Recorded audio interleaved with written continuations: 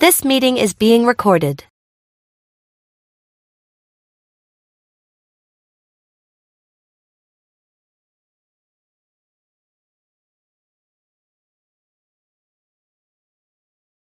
The recording has stopped.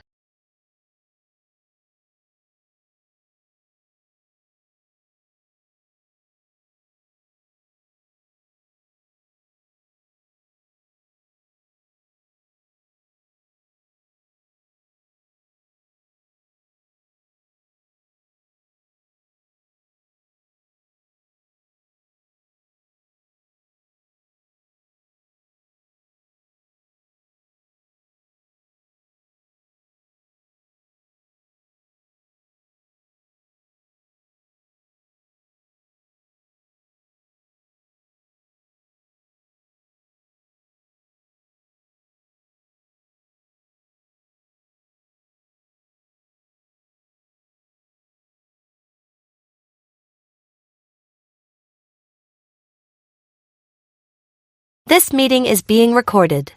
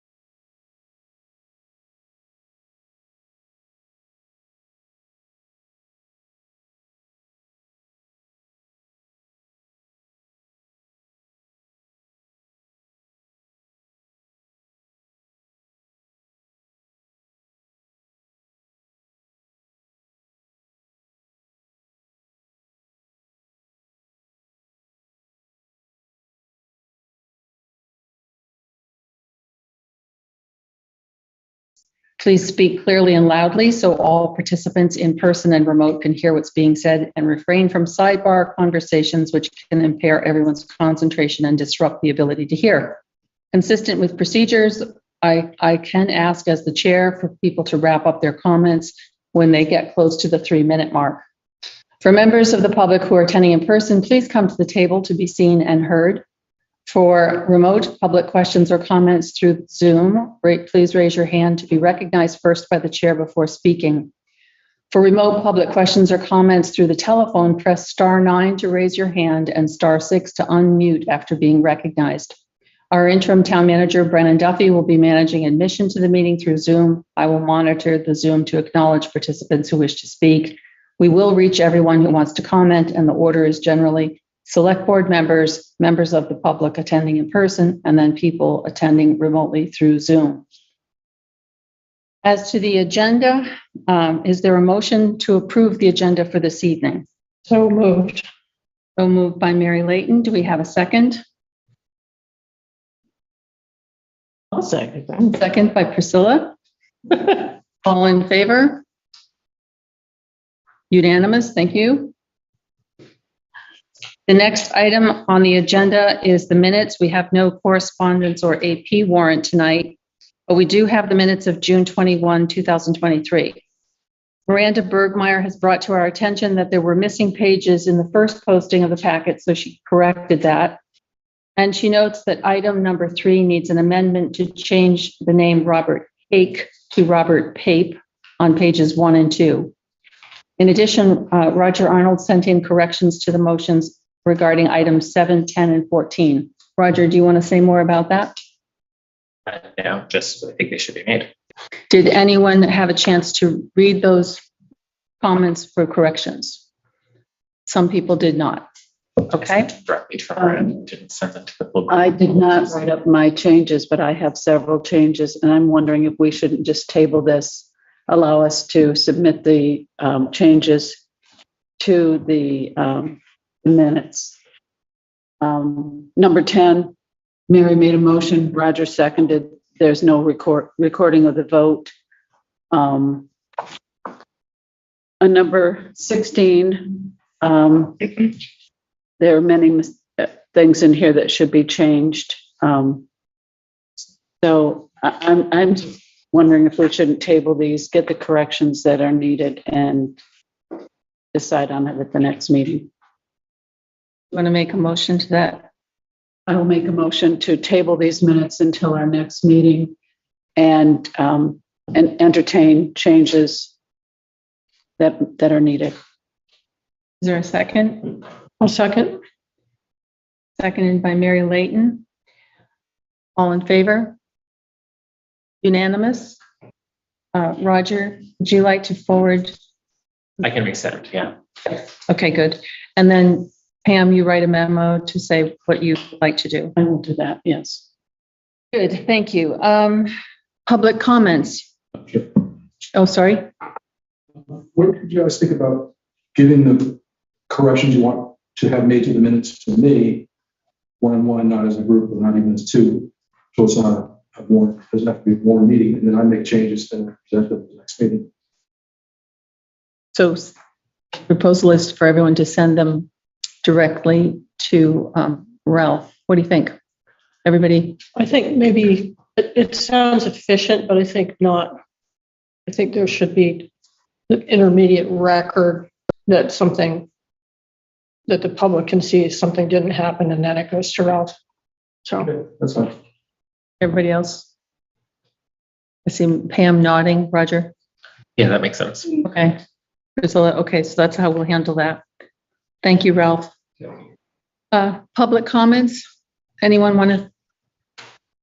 I'm looking at our, In general, about anything that's coming up tonight? Or? if it's not on the agenda, then please come up now and say whatever you'd like to say. And if it is on the agenda, we can address it when it comes up. On the agenda. Okay. I'm looking at the wrong agenda. Item 5. Item 5 is that she's Tracy Hall meeting. Yeah. Okay. And I don't see any comments in Zoom land. So, okay.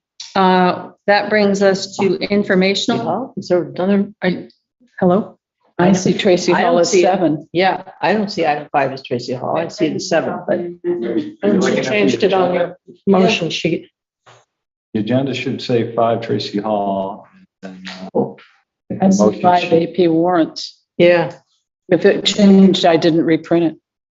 Okay. I just assumed it was the same. I didn't compare. No, that's the problem. It's an organic document. So, oh, well, let's go back to that because we've got to make sure everybody has the latest. And so we'll get to that. So, Yeah. I'm so sorry. So did we amend did we approve the agenda with the AP warrants on it, or do we not? I was approving the latest agenda that I believe was sent out by Miranda. And that was the separate. agenda, as far as I know, did not change. Whatever agenda was sent out was the same agenda. What was changed was that the first thing that went out on the list only had 2 pages of minutes.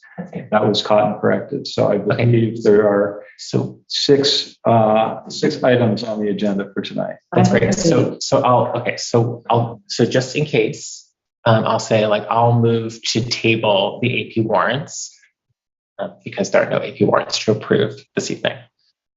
So it's on the agenda. I'll just table AP warrants or because we already approved the agenda, so we can't eliminate it, right? So I'll just Now I see. Which agenda do you have, Mary?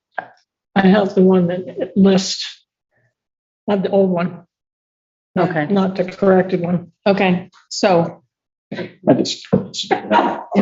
we're not told that the agenda has changed, I just assume that there's no change. I don't put one beside the other and say, does this Well, matter? this is correct coming in here. You know, that's The motion sheet and the agenda are separate, though. They're very separate documents. So the agenda that went out should have 1 through 6, not the motion sheet, the agenda. I have 1 through 8, and it's this is the agenda that came out Sunday. okay. So here's how this has been set up because if I can explain. Sure. So people wanted to see things as early as possible. Right. So what I do is put this on Google Docs, and then it gets changed through the week. When I think I'm sending it to, when I know I'm sending it to Brennan's office, this week, you'll notice I sent something to everybody because I don't know who's looking at Google Docs and who's not looking at Google Docs. The Google Docs is there so that you can look at it if you want to. So Miranda got the agenda. At that point, it's kind of out of my hands. And then something comes out from Brennan's office. So I think we do have to pay attention to everything that's coming out. And I'm more than open to making more changes to this, but it is an organic thing that is changing as stuff comes in or doesn't come in. I just want to know what was warned. What was warned is not the one that everyone seems to have in front of us. It doesn't matter. It is. Pam must have printed. I printed the one from Great. Sunday.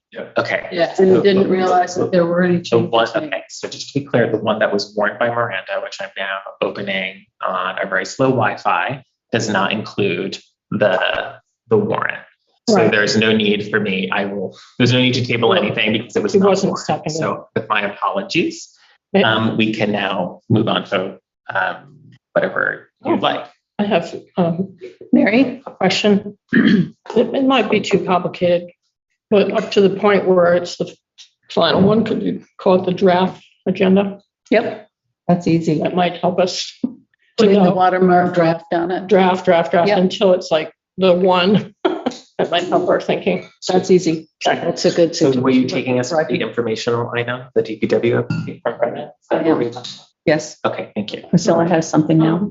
Yeah, I mean, I saw that Miranda sent us something at 9:18 this morning, and she mentions 2 pages missing of the draft minutes and revised it, but it would have been lovely had she said the agenda's been revised too, because I didn't. Well, the other part of this is that Pam sent it out because Miranda was still on vacation. The agenda was never revised. It was never revised. That's why the only thing that changed was the minutes were required to have the full 4 pages. Well, except that Okay. Pam and I have one agenda, and then there's this other one in this new. Yes, you all printed the draft.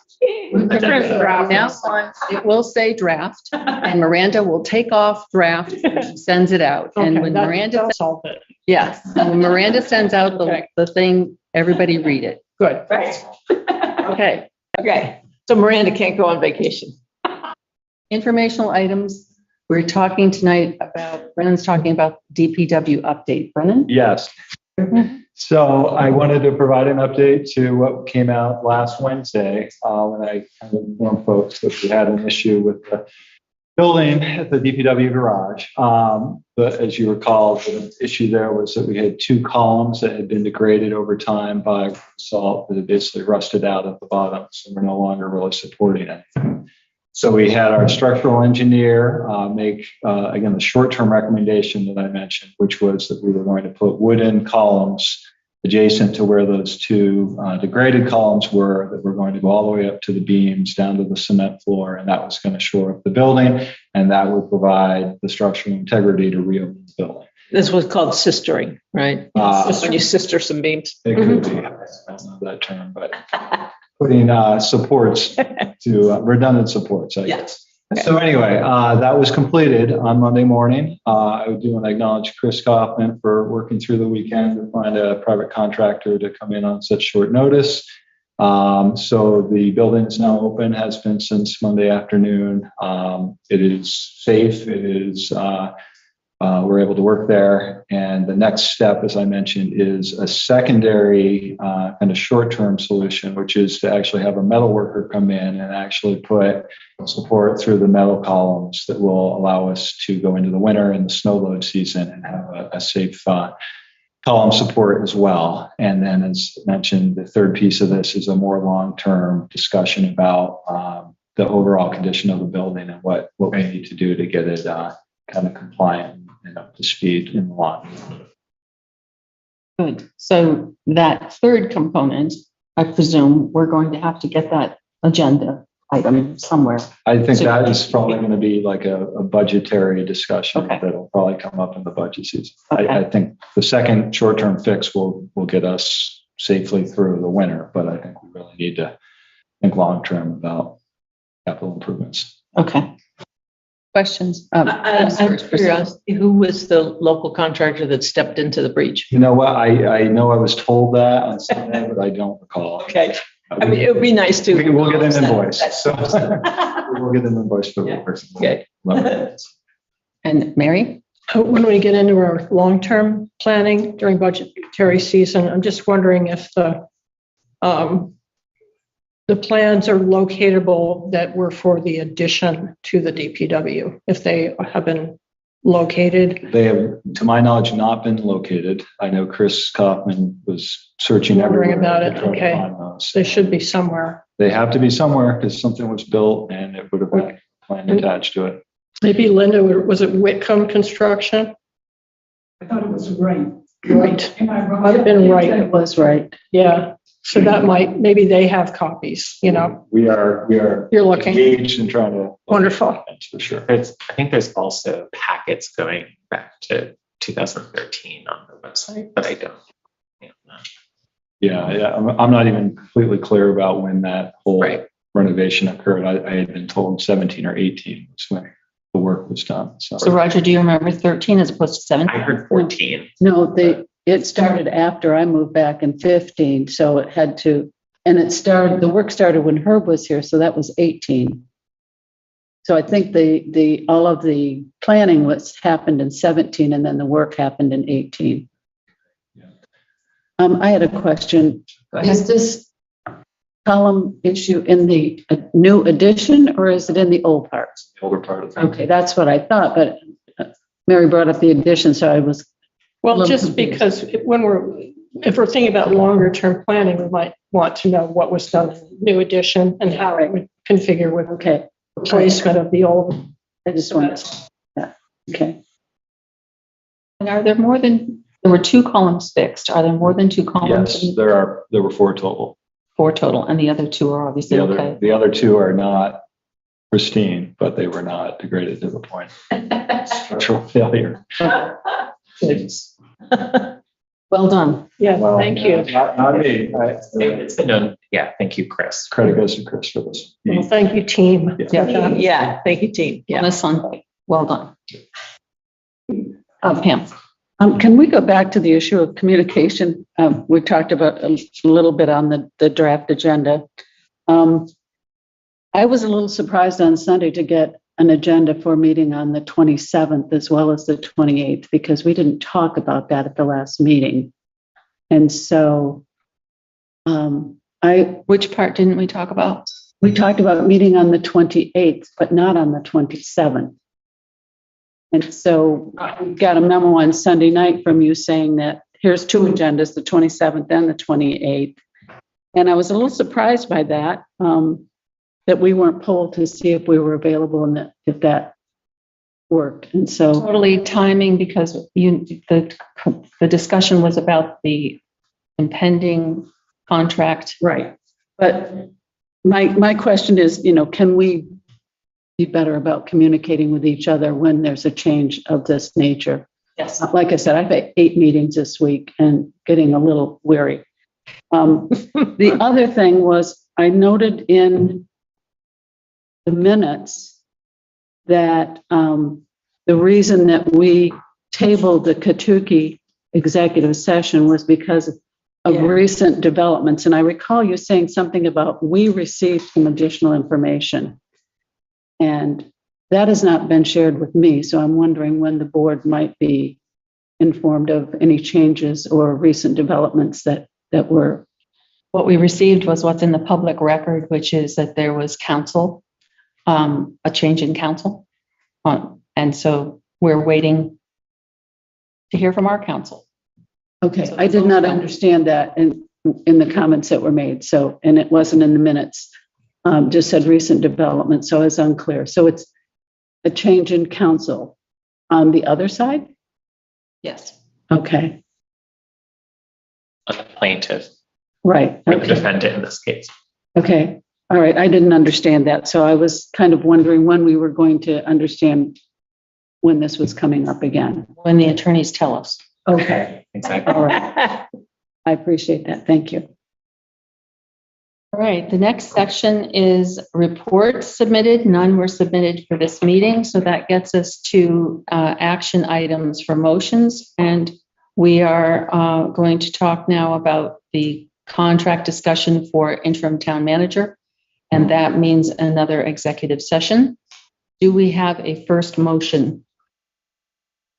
Yeah, I'll do it. I move to find that premature general public knowledge would clearly place the public body or a person involved at a substantial disadvantage pursuant to 1 V.S.A. section 313A1. Thank you. Do we have a second? Second by Priscilla. I will call the question. Priscilla? Yes. Pam? Yes. Roger? Yes. Mary? Yes. Marcia, yes. Unanimous. Do we have a second motion? I move to enter executive session under 1 V.S.A. section 313A 1A to discuss the interim town manager contract and to invite the interim town manager. Thank you. Do we have a second? Second by Priscilla. All in favor? Unanimous. Thank you very much. We entered executive session at 6:59 p.m.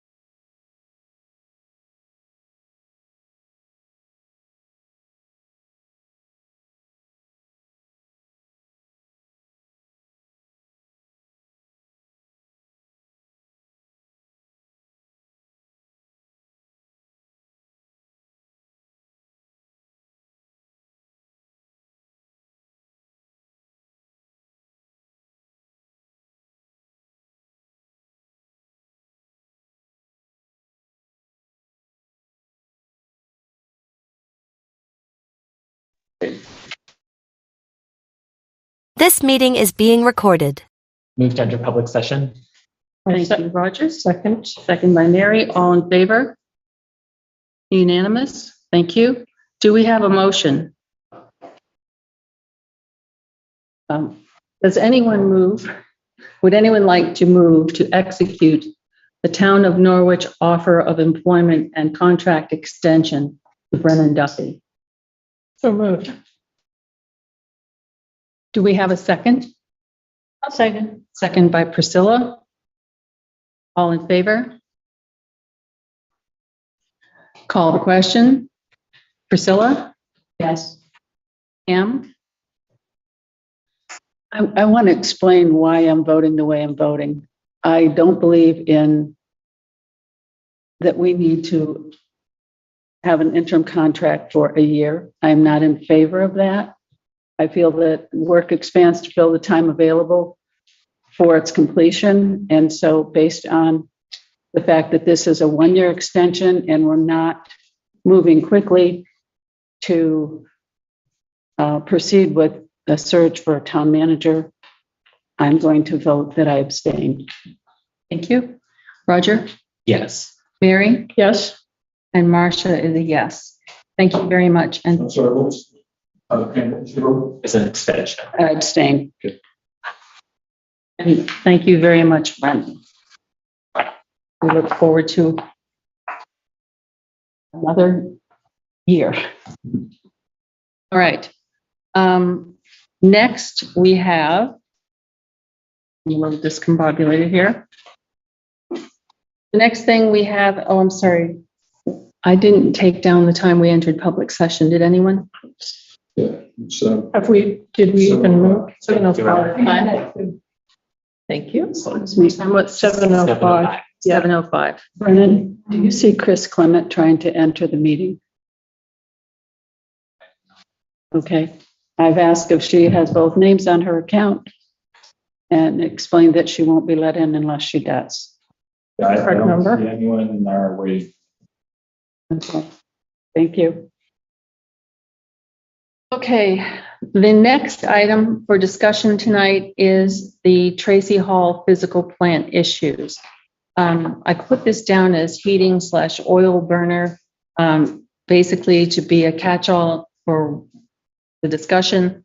My hope with this agenda item is that we identify a process tonight that will lead us linearly toward some decisions. Tracy Hall is one of the issues in town which involves strong feelings and ideas, which we must approach with the understanding that everyone intends to work together for the best possible outcome.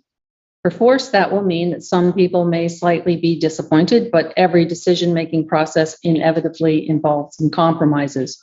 What I will encourage is for everyone to be collaborative and to try and find something for everyone in the solutions we ultimately reach. To begin, I would ask Brennan to frame the issues so that we can discuss and develop our process tonight and then begin to unfold it as we work towards decisions. Brennan? Okay, so I guess in my mind, we have a couple of topics here that have been discussed over time related to Tracy Hall. One of those is a heat source question of how best to heat the facility. And that is kind of a timely one at the moment, as we've discussed, because we are going to be approaching the heating season again. We know that we have some antiquated boilers in the boiler room right now that are probably not completely trustworthy for another season. And so that's one piece. A second one is kind of a more holistic look at Tracy Hall upgrades, and that could include space layout and the HVAC system that's in place, as well as other heating related systems associated with the boiler, but not directly the boiler.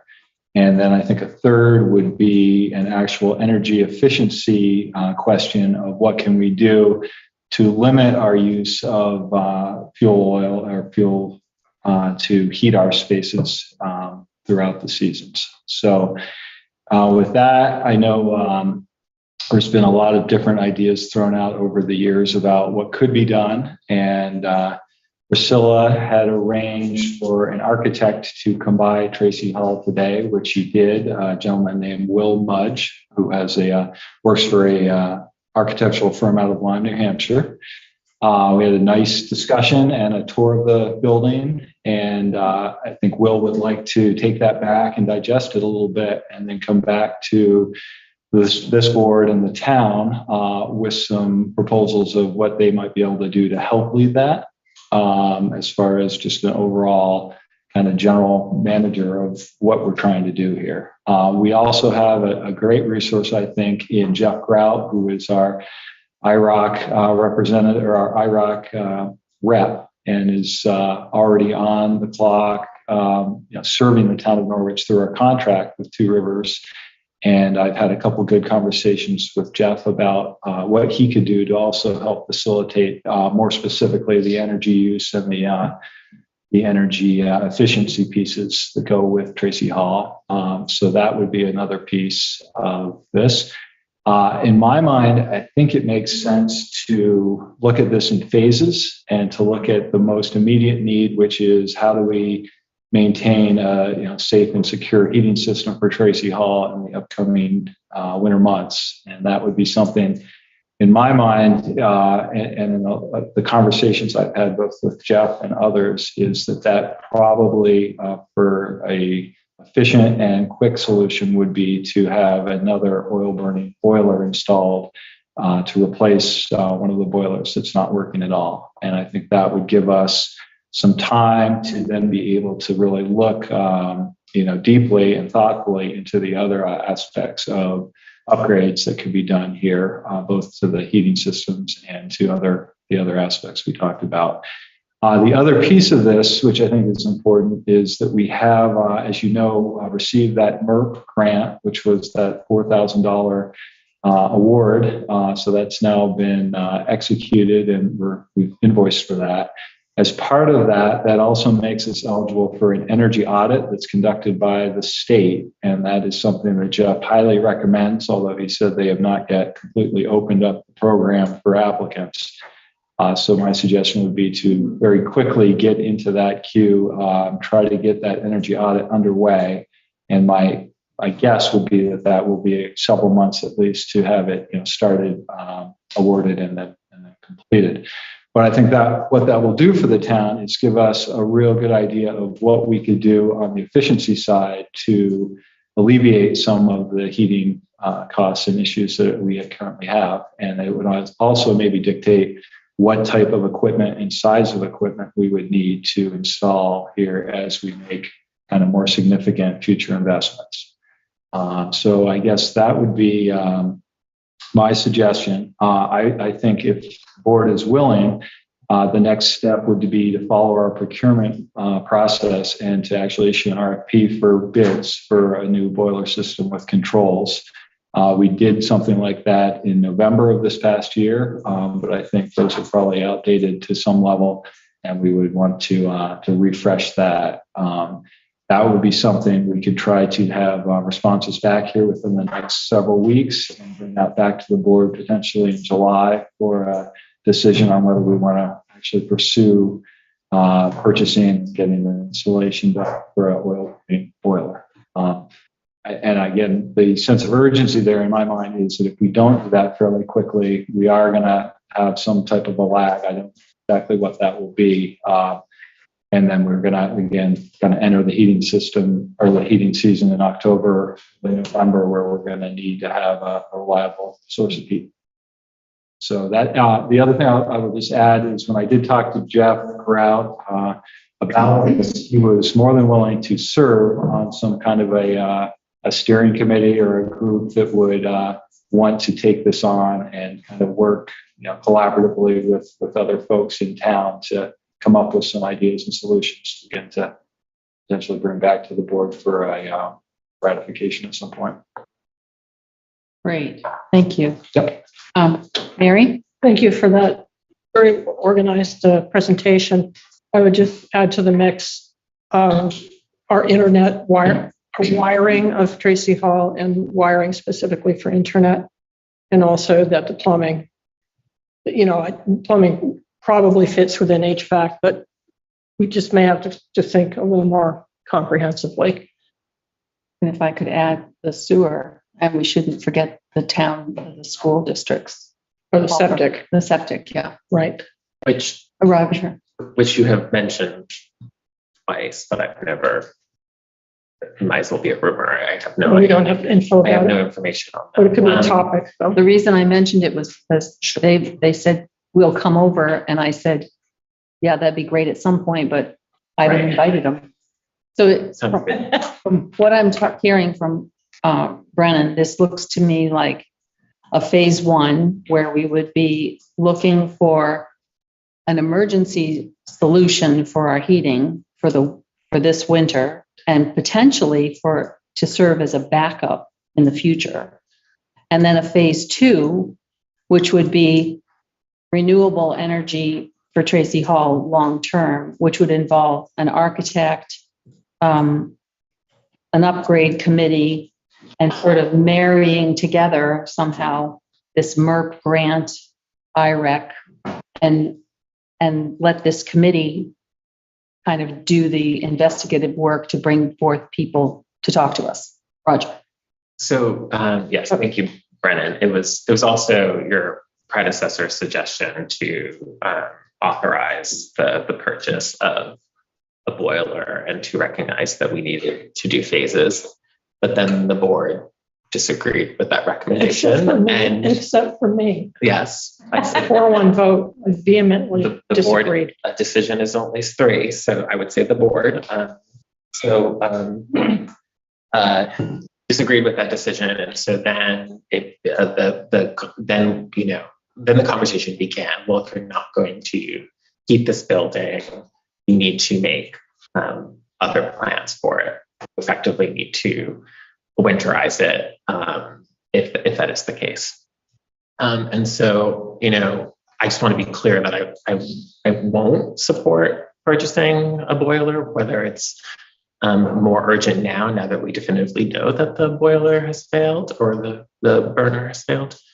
But I won't support that decision. I don't believe that we are capable of putting together a plan that will get us to renewable energy. If we have a boiler in place, we will take that decision down the road.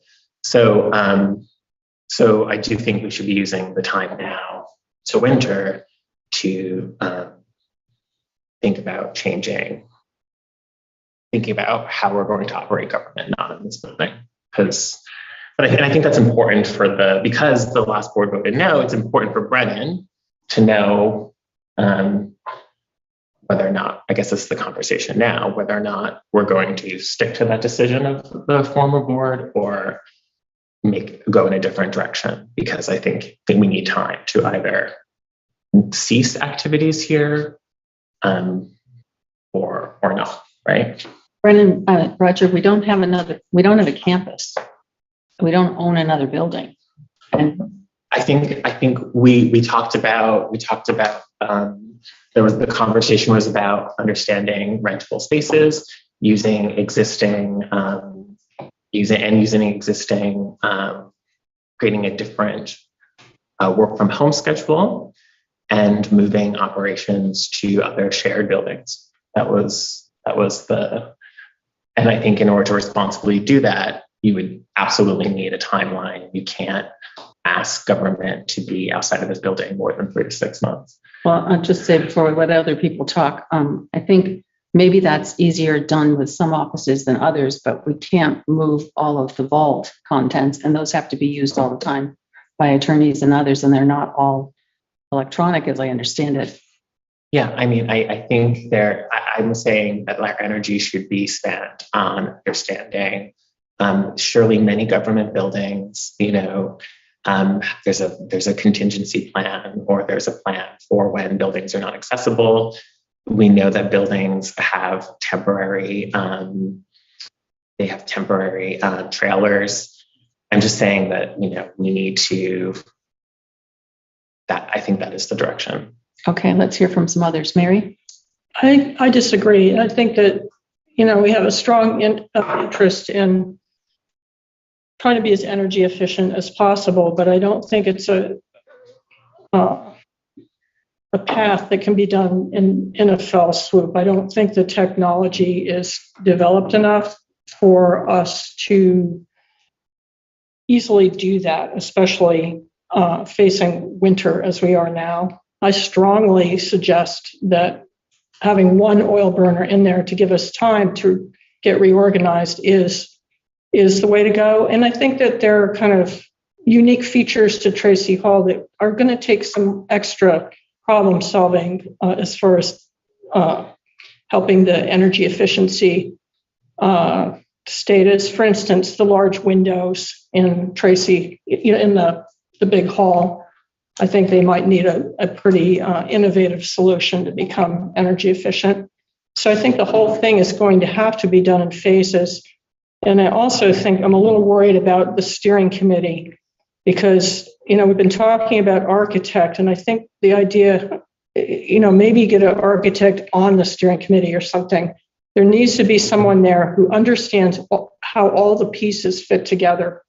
And if we have a committee, I think we're going to have, a plumber is going to know about the plumbing, and the people who really want super energy efficiency are going to push for that. But you got to put the whole thing together, all the different pieces. So I'm a little bit concerned about the committee idea, that it will just become a good gathering place for people's ideas about what they want to see, but not a practical solution to a design process.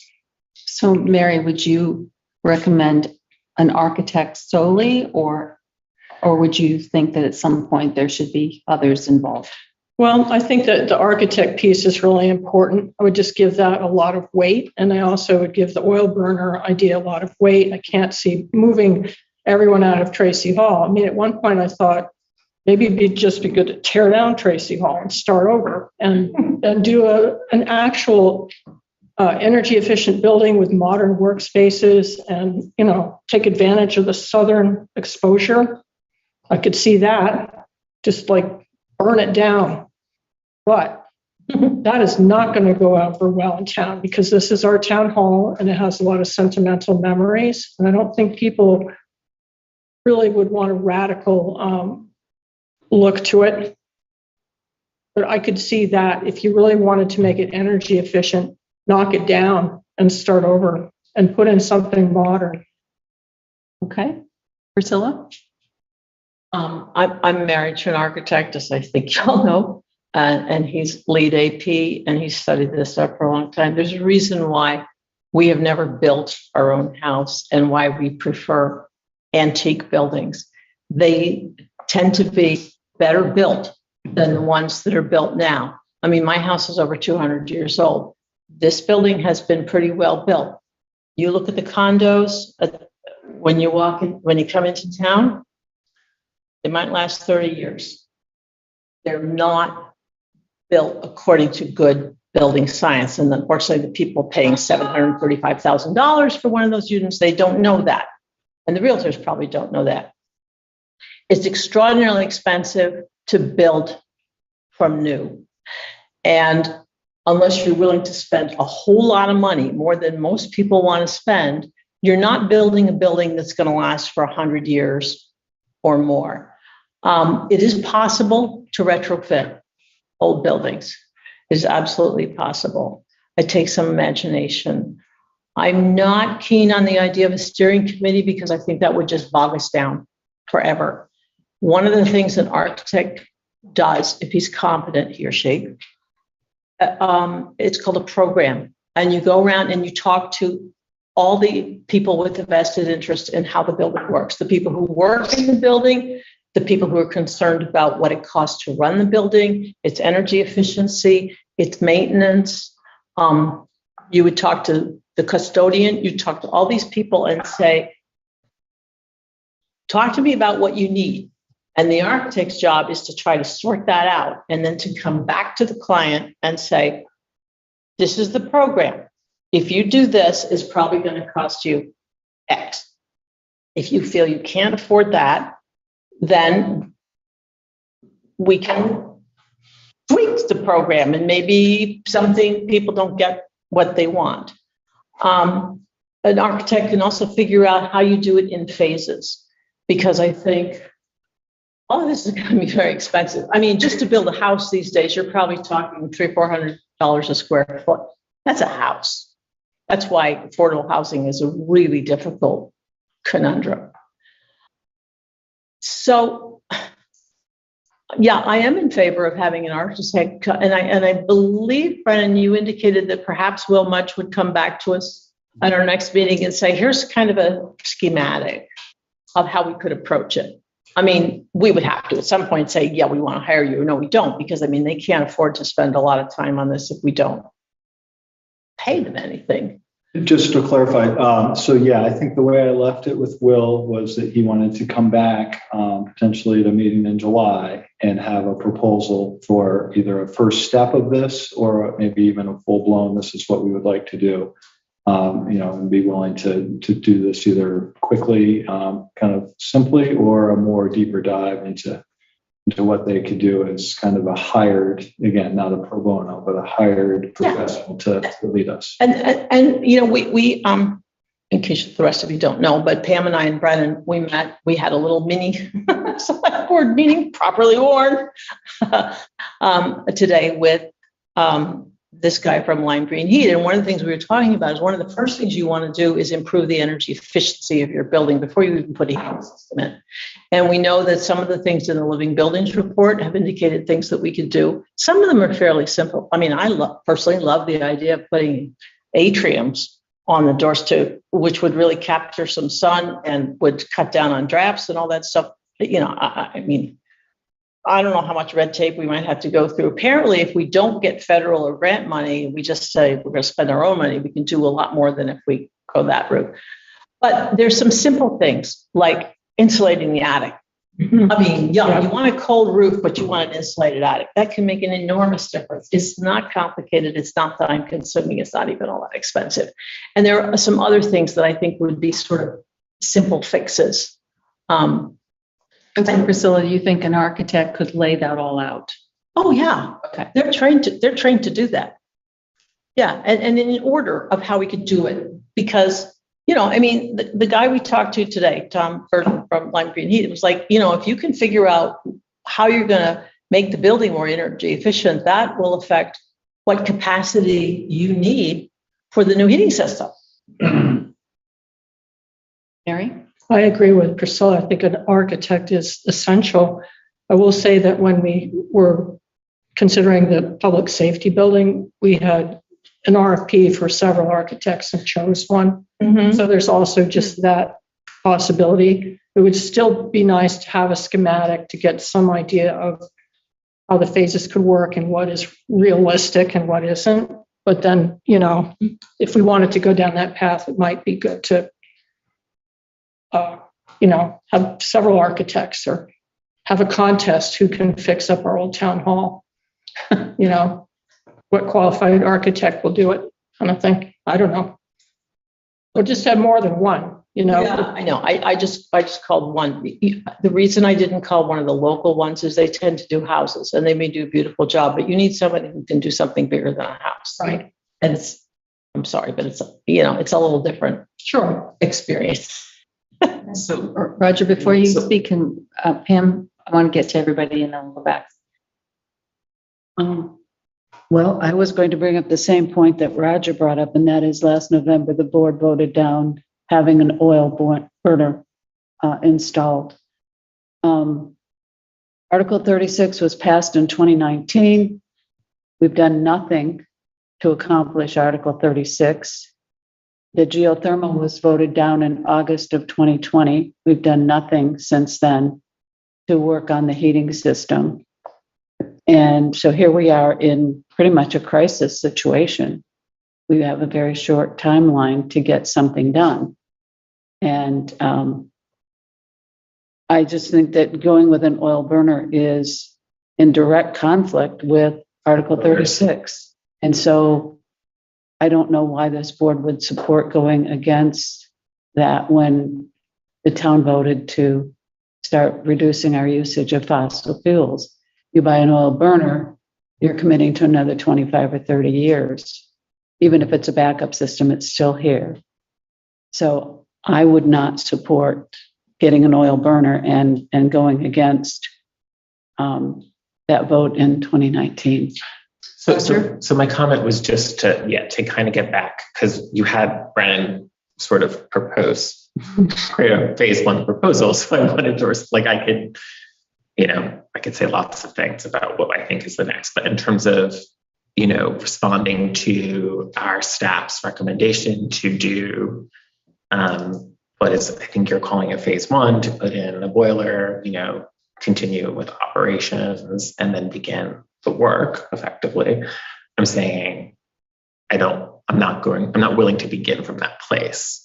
And I think Pam is possibly saying something similar. And so I think Mary is saying something again, because she voted again, she's saying, no, I think we should move forward with it. And so I think we need to respond to what Brennan is putting forward, and then we'll go from there. So I'm asking that of you. Like, I would not support that. I would vote no on that phase one.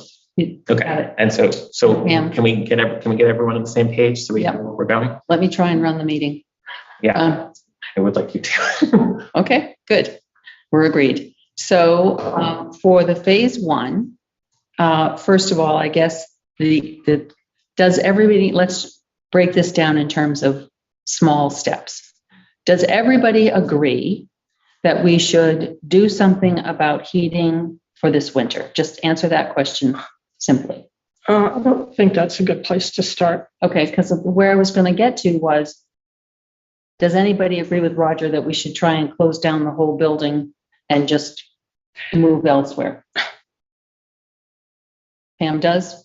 Well, no, what I want to say is that at some point, if we're going to do some renovations to Have to listen. update the internet connections and the electrical wiring upgrades that we need, I don't think that we can keep our staff housed here Exactly. in this building. So we're going to have temporary quarters at some point if we're going to do those kinds of upgrades, or, add air conditioning and get away from the mini split. So there has to be some thought about, at some point, we may have to find temporary housing to do some of these upgrades. Maybe, but I think we'll learn that from an architect. Right. And I don't know when that will happen, but I think that's something that we have to keep in mind. That's what happened back in '94. Everybody moved down to the Colton Center on Route 5 South and was housed in that building while the renovations were done here. Well, we're not there yet. But we just need to keep in mind that we do have to think about temporary quarters at some point. Okay. So I think the first question that we have at the moment is, we are maybe 4 months away from cold weather. Who knows? We got a climate problem. So we need to decide whether or not what we want to do for heating for this winter. Mary. I move to authorize the interim town manager to solicit bids for to replace one oil burner at Tracy Hall. Do we have a second? I'll second it. Call the question, Priscilla? Or do you want to talk about it? Yeah. Can we talk about it a little bit? Go ahead. There are some systems that are not predominantly fossil fuel that can benefit from having an oil backup. Which, I mean, they also maybe don't need it either, but maybe they could benefit from it for what this guy from Lime Beach, he's called for peaking. Whatever your system is, it gets you up to a certain point and it's a super, super cold spell. And the oil burner then kicks on and gets you a little bit above that. And that's true with the mini splits. Like, I have a mini split in an apartment, but then there's a Renai heater for the really cold days. So it's a little bit of fossil fuel for those peak times. A little bit of those. And yeah, I'm also aware, and maybe I'm buttoning up my sleeves too much to show too much of my arms here, but I'm conflicted because I want us to look at all the options fairly, hear from all the people with the different systems For a backup. or for the permanent thing, whatever the permanent thing is. At the moment, based on partial information, it sounds as though from what the Living Building said, the geothermal thing would be like 2 years out. Oil burner, we could probably get in pretty quickly. A pellet system, we could have in here by October with no oil backup. So this is hard for me. Because I think it would be wrong to jump to a conclusion without, presenting options. Because I think one of the things that was really, really irksome the last time we tried to do something about Tracy Hall was the feeling that we were not presented with options as a town, that the board decided, we have our solution, this is it, and you're going to pay for it no matter what. And people said, did you consider anything else? And I don't know whether they did or not, but I wasn't paying all that much attention. And it didn't seem to me that they were. And at that time, for instance, the geothermal proposal was coming in at 1.8 million. And there was actually a proposal from Lime Green Heat for Pelletburg, which was under 100,000. Now the difference in cost between 1.8 million and 100,000 is pretty enormous. And I think we have to be very careful about how we spend the town's money, what we ask of the taxpayers. Let me ask this question. Do you think that hearing from an architect first would help us to figure out in a long-term situation and for the immediate future, what would be a energy efficient, low carbon, as just what's the best thing given our Article 36 and the way the town wants to go? Could an architect give us that kind of information? No. I kind of want to hear from the different purveyors. Okay. Yeah, I think this motion is premature. I agree with Priscilla that we have not done enough research to know what our options are and to just knee-jerk vote for something that, solves the problem without really looking at what the entire problem is and what the possible solutions are. I think this is premature. So my question is, how and when do we get all of those bits of information? How do we do that? I think I'm a little concerned. I know you two have been doing some investigation. The board didn't constitute specifically a subcommittee for this.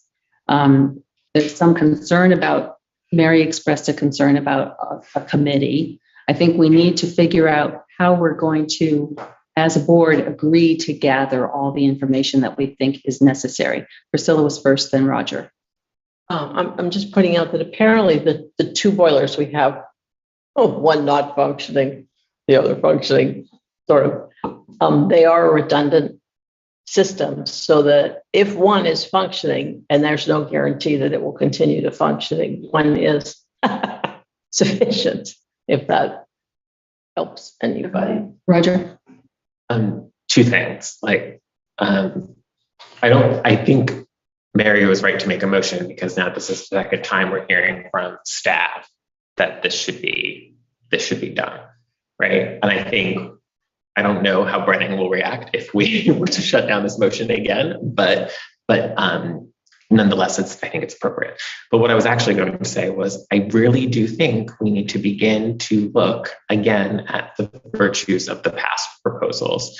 I think it was a good, it might be a good suggestion for Brennan to, depending on, the outcome of this motion, for Brennan to talk to Jeff Grau and ask him potentially to put something together from all of the former documents. I think we have new board members. I think not everyone has this, commits to memory the same fidelity of knowledge that was in all of these documents. I think we really need I think an interim solution or a next step as we waffle is for somebody to bring together everything on the energy question and put it before us, because you could potentially move forward in 6 to 8 months with heat pumps that are air source rather than ground source. And that would be maybe disappointing from the original proposal of ground source heat pumps, but nonetheless would be a step towards meeting those goals of Article 36. And then you could address some of the other, other issues of space and energy efficiency with insulation. So I would say that we don't know because we haven't brought together the work, but air source heat pumps might be just as expedient as an oil burner. Don't actually definitively know that.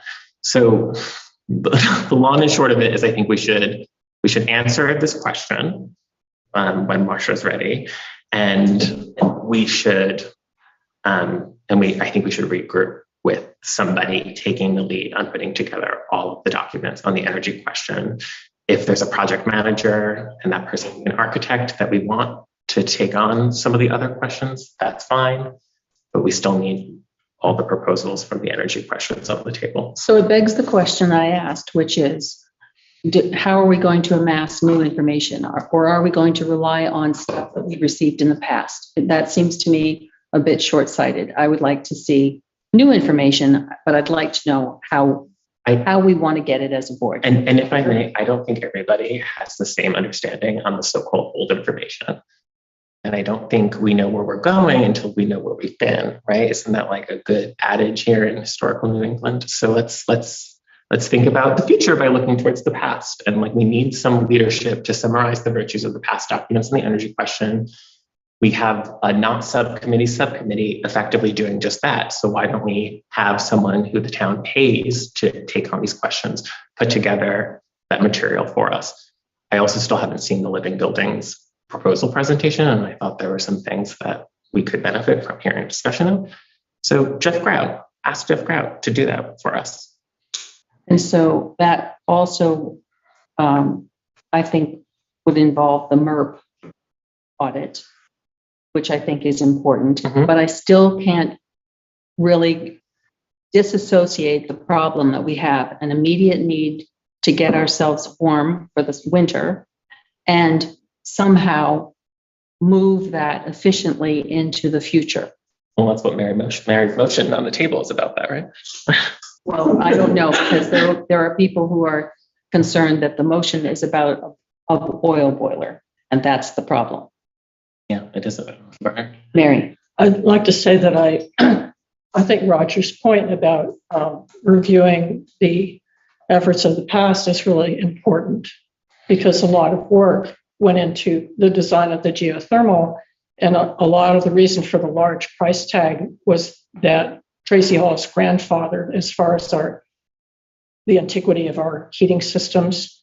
So a lot of the extra expense came because there had to be a redesign for permitting purposes. So, and we're just stuck with that. When we do any kind of reservation or renovation, it will have to be up to date and up to modern standards, and it will, it'll cost something. But I think it's good to review the plans of the past. The Living Buildings, I also thought had some good practical things in it. I mean, it said, yeah, you're going to need an oil burner to get through this short-term phase. It also said insulate the attic. It said this is a really solid, wonderful building, just as Priscilla was saying. It had a lot of good, solid information in it, so we shouldn't discount that either. But I think, personally, I think the architect should be the one to sort it out. And I think, consulting with Jeff Grout, yes, but Jeff Grout is not an architect. So I agree with Mary. I would also point out, I'm mindful of the town vote that we had that also turned down the idea of the geothermal. So I think that is part of our history as well. It wasn't a geothermal proposal, it was just a request for a bond. The vote didn't ask for geothermal, and it was also at the start of the pandemic. Sorry to interrupt. I'm talking about the Yeah, the request was for funding. It was never for geothermal. No, I'm talking about the subsequent vote. That was a revote on a funding proposal to bond. It wasn't for geothermal. That was never mentioned in the. I'll look at that to just be sure. All right, before we vote on this, there are two people who want to offer some comments. John Cushman, you were first, Jack. Thank you. Thank you very much. And I want to say that I really appreciate the this conversation this evening. It is very illuminating, and I think you're starting to make progress. I have one question and one comment. My question is, when I was in the boiler room with Pam and Priscilla and Brennan this afternoon, I thought I heard Brennan say that the defunct boiler could be repaired as opposed to replaced. And if we are going to be stuck with fossil fuels for another winter, I would certainly expect to hear a comparison between fixing the boiler that's been out of commission for a time and replacing it with a new boiler, which, although more efficient and more modern, would lock us into fossil fuel emissions for the next 30 years, which is intolerable.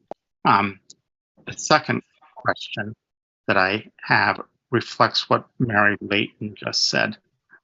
My understanding throughout this process, and one of the reasons that we went down the track that we did a few years ago that led to a request for a bond, is that any change to the heating system that moved away from a fuel oil boiler would eliminate the grandfathering in of all other aspects of the building's HVAC, heating, cooling, and of course, now we understand as a public safety issue, ventilation. And so the proposal had to encompass all of this if it were to be anything but a fossil fuel boiler. And I think what I heard Mary refer to is this same provision. If that's the case, then if we were to, as Priscilla suggested, install a pellet system in October, which in my opinion is completely irresponsible, that would trigger a requirement that we upgrade all the other heating, ventilation, air conditioning systems which are out of code and which are certainly not in keeping with our new understanding of the public safety issues that arise around ventilation. Thank you very much for your attention. Thank you for the questions. Brennan, can you say whether or not the defunct boiler could be repaired? The boiler that is not operable can be repaired. We would probably spend several $1,000s on parts for that, and then we would have two currently obsolete but working boilers. Okay. And then the bond issue, Mary? On the boilers. Mm-hmm. Does that take into account, are you using one boiler as a parts model for the other? I mean, how easy is it to get parts for these boilers? Like, why are we even talking about replacing it if we've got usable boilers? That doesn't make any sense to me. Go It's ahead. not easy. Okay, so both of those boilers are relatively the same age, which is in boiler terms kind of the end of their useful life. So while we can and have continued to kind of repair them and replace parts as needed, I don't think anybody in that industry feels that those are safe, reliable boilers at this point. Right. So that would be the reason for leaving potentially one that is currently working, not putting any more money into the one that is not working, and replacing it with, again, a more efficient but oil burning heating source. And we did have a fire call out because it was smoking this year. And That's the part that is not yet. It's also Roger? it's also just, it's not a good situation. I mean, had several days where he would, and Brennan will experience this coming winter, where you come in and the heat's just working. You in your day, calling ARC, like begging them to come out there. The mechanic experiences all the frustrations as an industry professional and not, being able to make the repair easily. So it is. So it's precarious. Okay, it's even short of it. Linda Gray, you're next. Hi, thank you very much. And I'm very pleased that you guys are delving into this. As Pam points out, at long last, I have, I think, 3 points that I want to make with regard to the idea of pellet heating, wood pellet heating. I do want to say again what several have mentioned, which is that if you switch out to a new heating source, there are a lot of code issues. And so it isn't as simple, I think, as Priscilla is initially thinking. Also, I feel like wood heating is not an improvement in terms of greenhouse gas emissions over oil heating. So I want to note that. With regard to short-term plan for this winter heating, it does seem to me, I recall the discussion last November where that board voted against a replacement of an oil boiler. That in large part the logic was, it's like, we don't want to do this unless we have a broader plan, unless it's part of a plan to get off fossil fuels. I think you have that now through the Living Buildings roadmap, but you can choose to not do that. I think your alternative, if you don't want to do that, is, as Roger was suggesting, is you've got to find new quarters, and you will have to do that at some point probably. And I would give as another example, when the library, and I forget what year it was, but when the library underwent it's a huge renovation and a big addition added on. The library operated out of a trailer that was parked at the Legion property, and that, I'm sure it was hard work for all the library staff to do that, but they made it work and everybody was able to do that. So there are some models you can do that, and so that is another alternative for you to consider. And then my third point is that if you have a strong desire to work with an architect as kind of a lead for the project, I definitely feel like you ought to be doing an RFP for that. And I think you definitely want to look for and find an architect who's got a lot of experience with building energy performance. And so I would just highlight that to you. And I realize I do have one more point, and I want to let you know I'm looking at a pie chart from the 2020 proposal, and of the cost, 50% of it related to central ventilation. And then only 22% of the proposed cost was related to the ground source heat pumps. So I just want to let you know that. Thank you. Thank you, Linda. Mary? If we did get at least some kind of game plan schematic from an architect, I'd also kind of want to know what would be a typical time frame for the evaluation of the building, the new design being made, and then the implementation. It's like, is it a 3-year process? Is it a 5-year process, which I hope not? I don't think it's a 1 year, but I think it's going to take some years, maybe at least 2 or 3. So that might help our thinking, actually. If we knew that under best circumstances, and also keeping in mind things like the labor shortages and the supply chain issues and things like that, what's a reasonable time frame for really doing a good job on this place? It's time and money, as always. Pam? I've heard conflicting information about whether we would have to replace our ventilation systems. Some say yes, some say no. So I think we need a definitive answer on that. Is that really, something that we have to do in concert with changing our heating system? In terms of coding, yeah. We need conflicting information. What I've heard that some people say that we would have to change our ventilation system, and I've heard other people say, no, that wouldn't be necessary. Okay. So I don't know what the answer is. I would like to know definitively. The other thing is, I would point out that the bid that we had previously was a single bid. Mhm. And there are other companies who do the same kind of work, who have a lot of experience and clients that they can point to. I've been in touch with one who's not available to speak with Priscilla and myself until after the 4th of July. So that's why I'm saying I think it's premature to go ahead and vote on something this evening. I think there's more information that we need to gather. And I would like to see us hold off a little bit longer, gather more information, and try to make a more informed decision. I think we need to move as efficiently and quickly as possible. And specifically for the heating situation for the winter. And I think probably what I'm hearing here is that everybody would like more information before making a decision. You don't know that until we voted. Well, Yeah, I think there's no harm in the vote. I think it's important information. yeah, I intended for us to vote. Okay. I'm talking about the phases and the architect and all the things that we've been talking about tonight.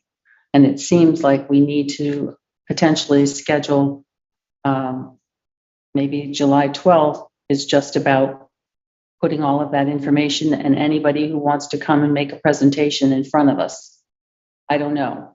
I'm not sure. I feel confident about our ability to make good decisions about those kinds of things, but I do feel that we need more information. And I would feel better if we had some experts like Jeff Grout, like the results of an energy audit, and definitely from an architect. I think an architect is a sine qua non for this. We just can't do anything without it. So I can call the question now. And Mary, do you want to restate the motion? If I can, let's see. I have to call on Ralph for this. I move to authorize the interim town manager to solicit bids for an oil burner for Tracy Hall. Okay. Just writing this down. I'm calling the question. Priscilla?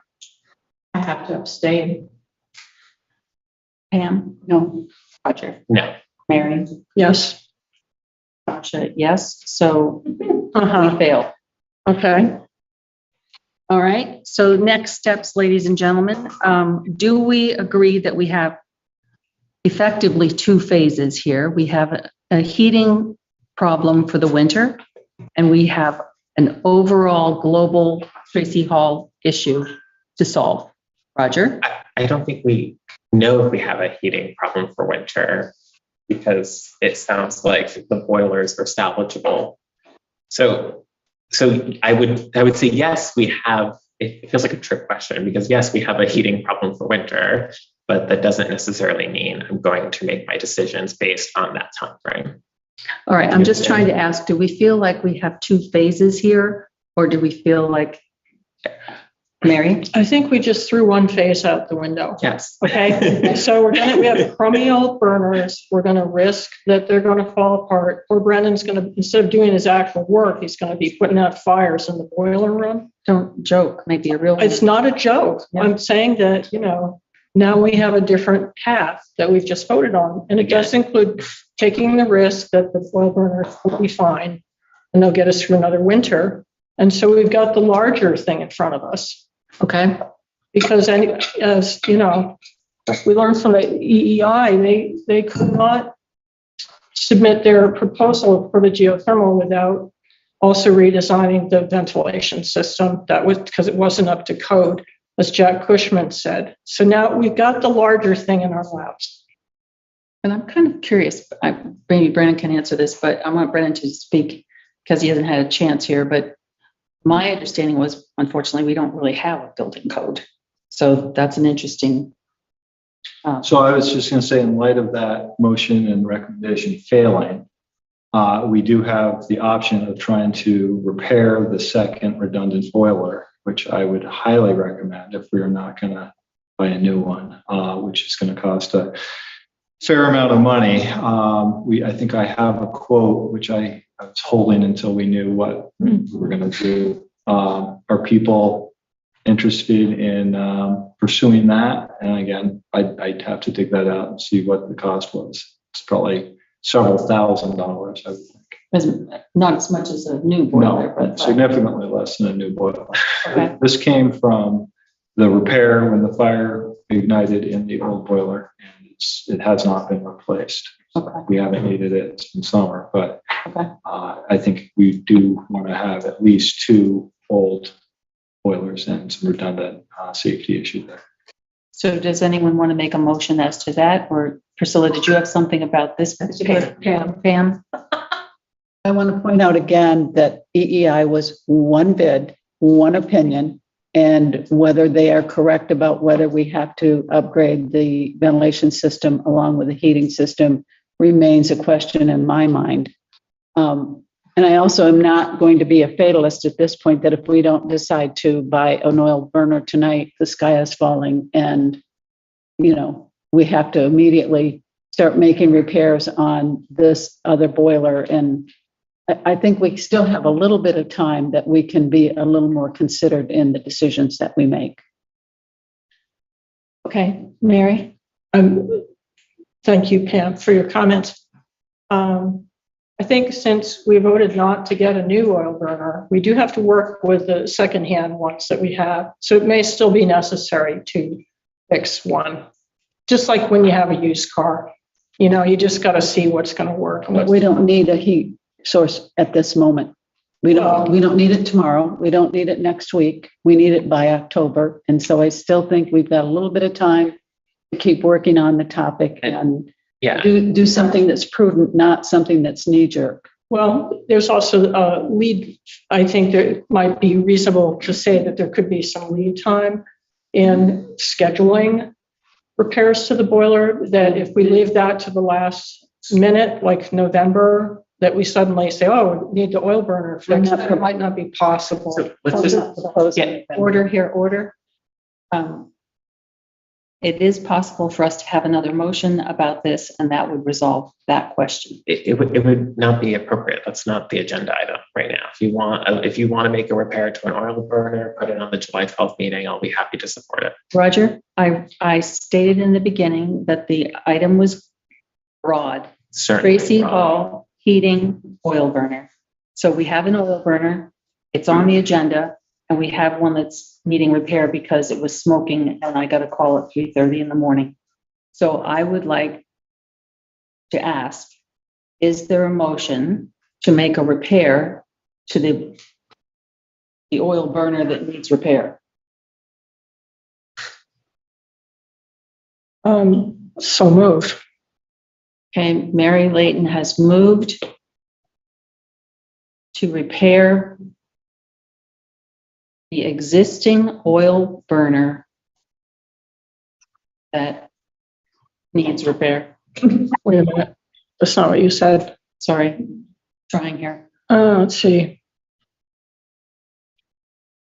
So it was, I moved to make a repair to the oil burner that needs repairs.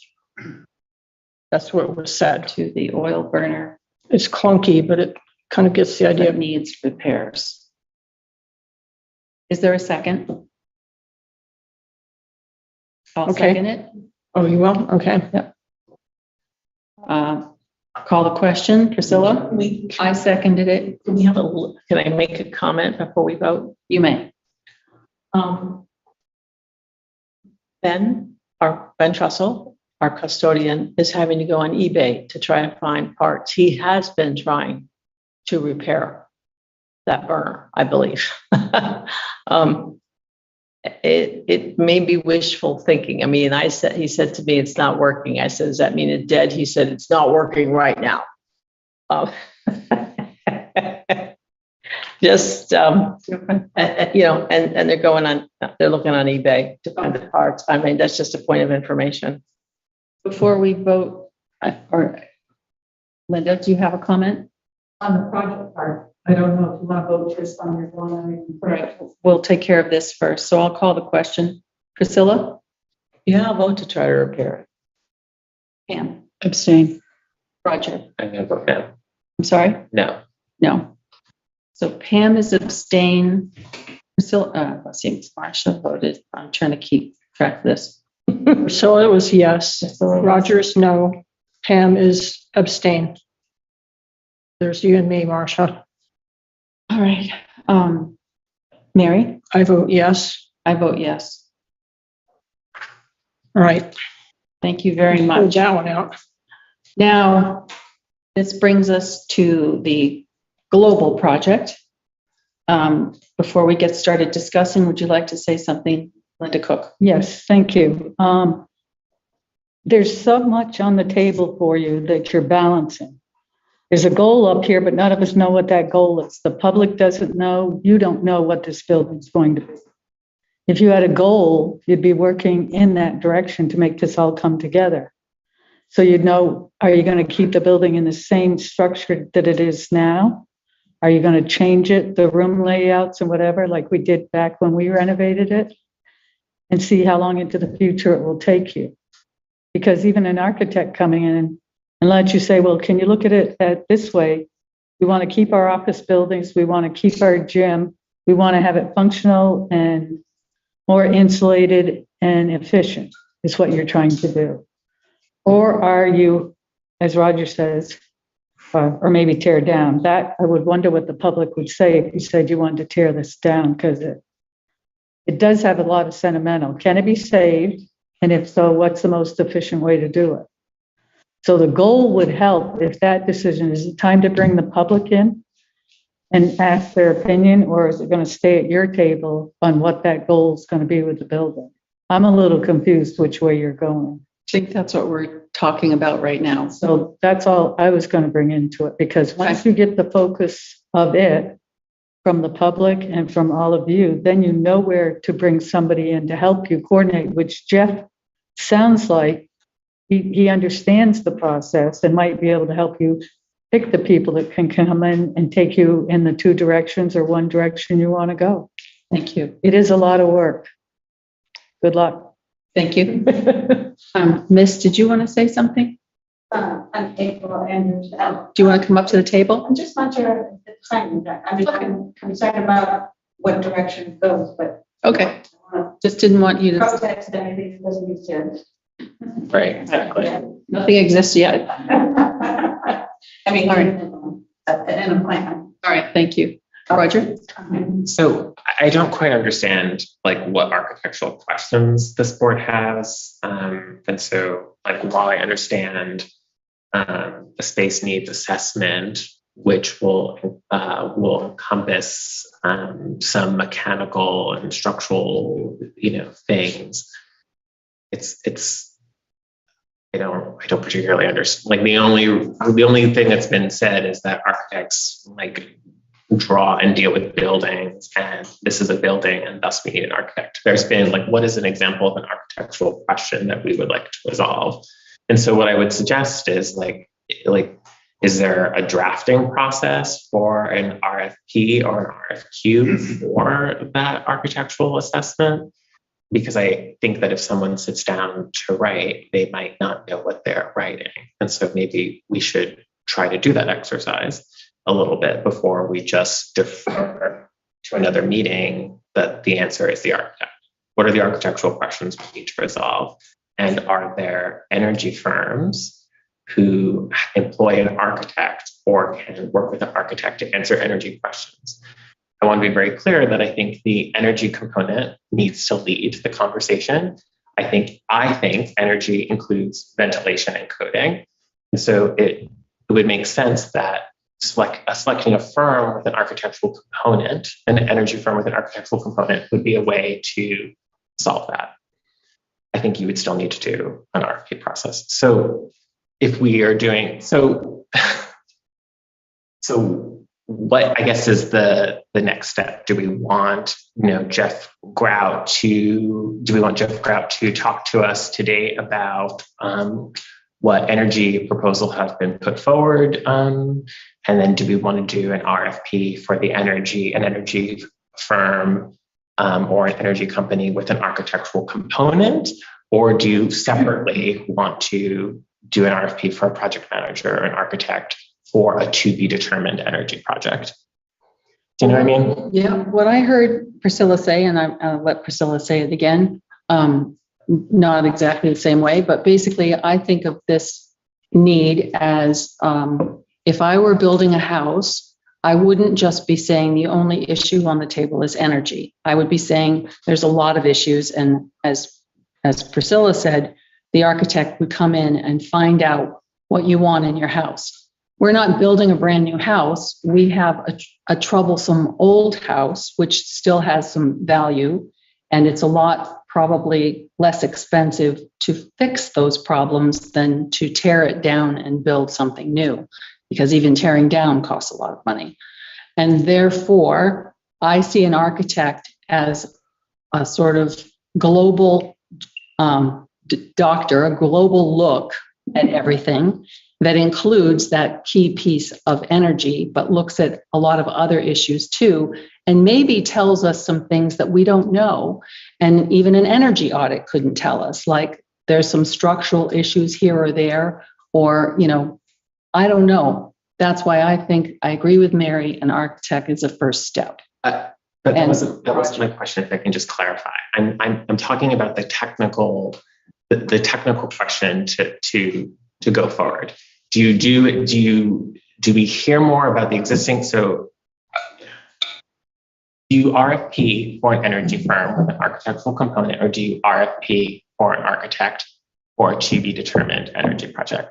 I want to know what is the end product of that we're getting to.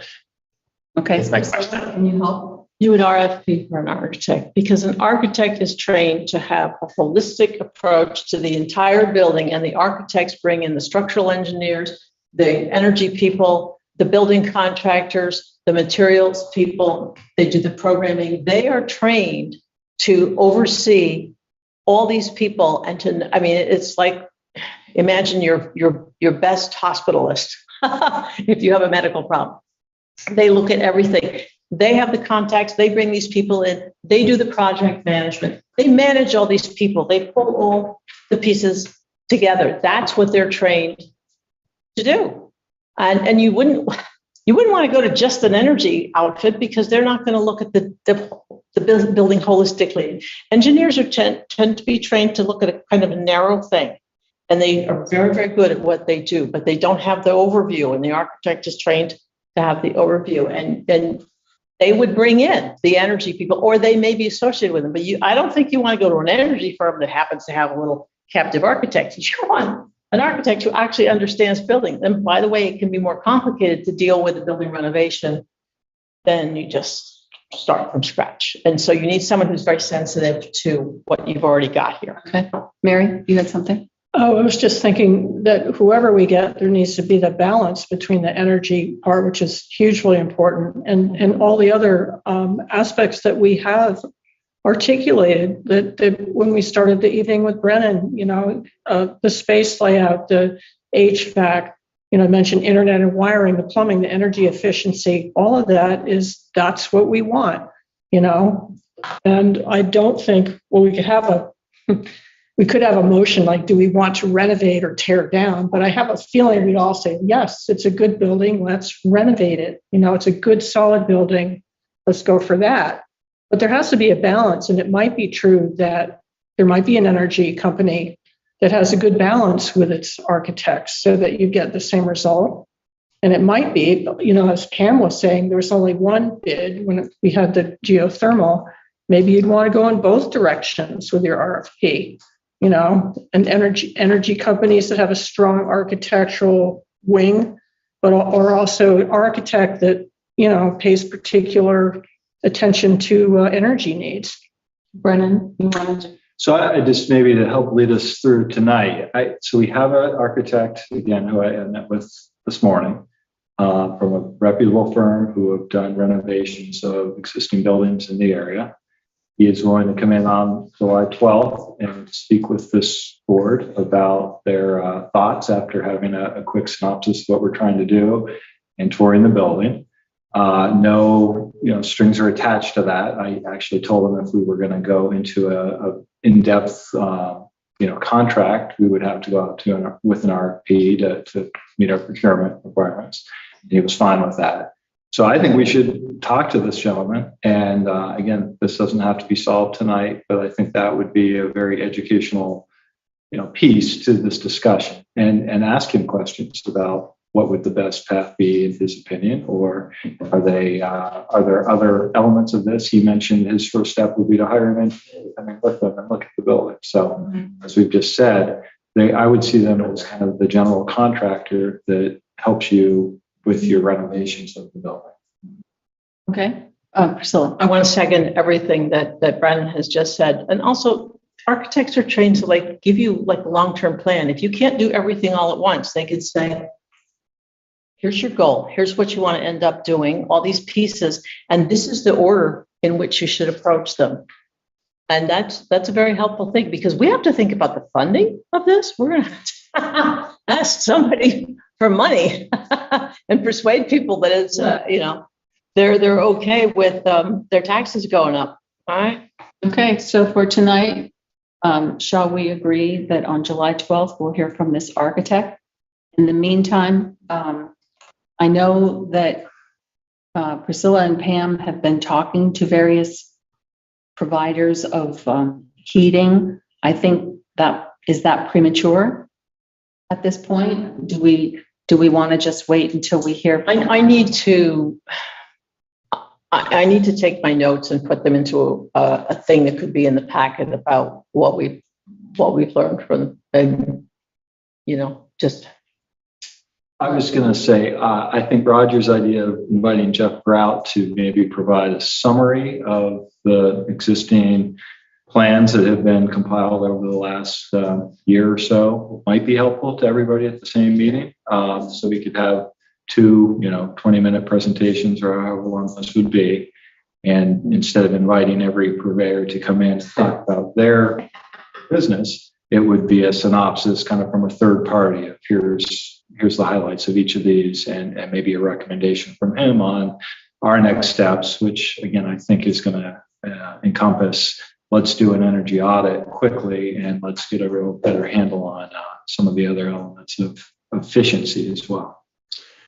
Oh, I like that, Roger. Can we go back to the phase one? So we kind of voted down now. Whole new group, second time, no boiler. With subsequent motion to try to fix the boiler. When the boiler, if the boiler were to fail in November, and this question comes back before us, I would still vote no. So that does put you as our town manager in a position of thinking about what to do about operations. It's just you saying that. So we've got a whole board here. Well, you can vote again. Yeah, I'm just saying that this is now the second time with a different group voting no. So maybe you'll vote yes. I don't know. But what I'm saying is, so I guess my question for the whole board here is, is it premature to ask Brennan to begin that kind of planning? Yes. Priscilla was first. Maybe this is unfair, but the problem I'm currently having with Jeff Grout, based on the information that I've been given so far from him, is that he hasn't looked at a whole lot of outfits. He's looked at living buildings and he's looked at EEI, and that's all I've heard from. And they're not the only people out there. And so it would be helpful to have him summarize things, but his worldview is very limited as far as I can see. Pam?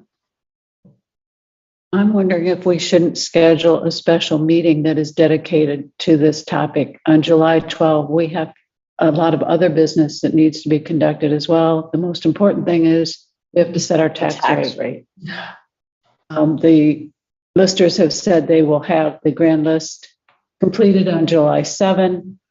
We have to set the tax rate so that the finance office can issue the tax bills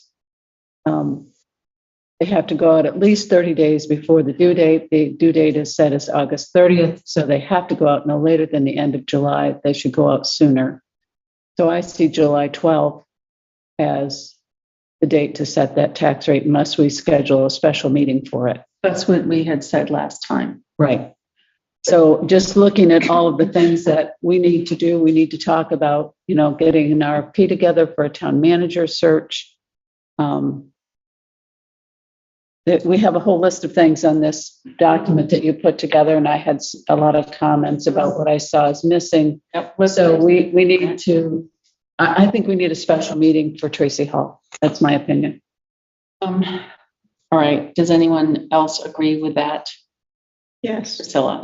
I think it'd be wise, and also maybe the public would like to weigh in. Yeah. Almost like, And I agree with Priscilla that we need to have more information than what we have already.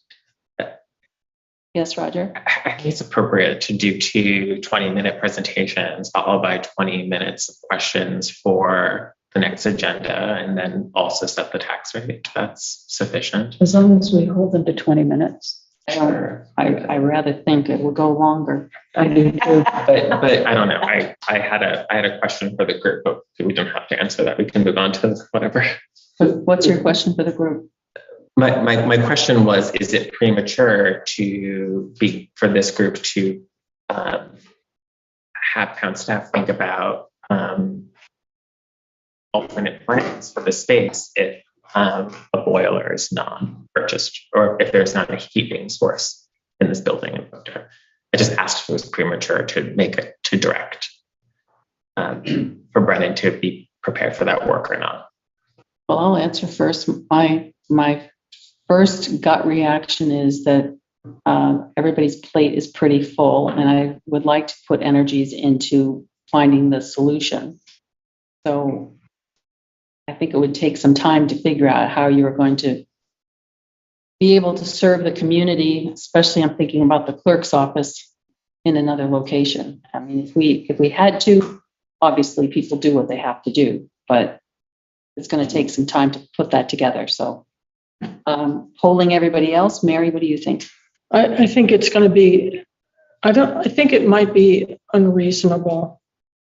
I don't know. I mean, maybe it takes some time just to see what might be available, but the town, as you say, the town clerk's venue, that's impossible to move that.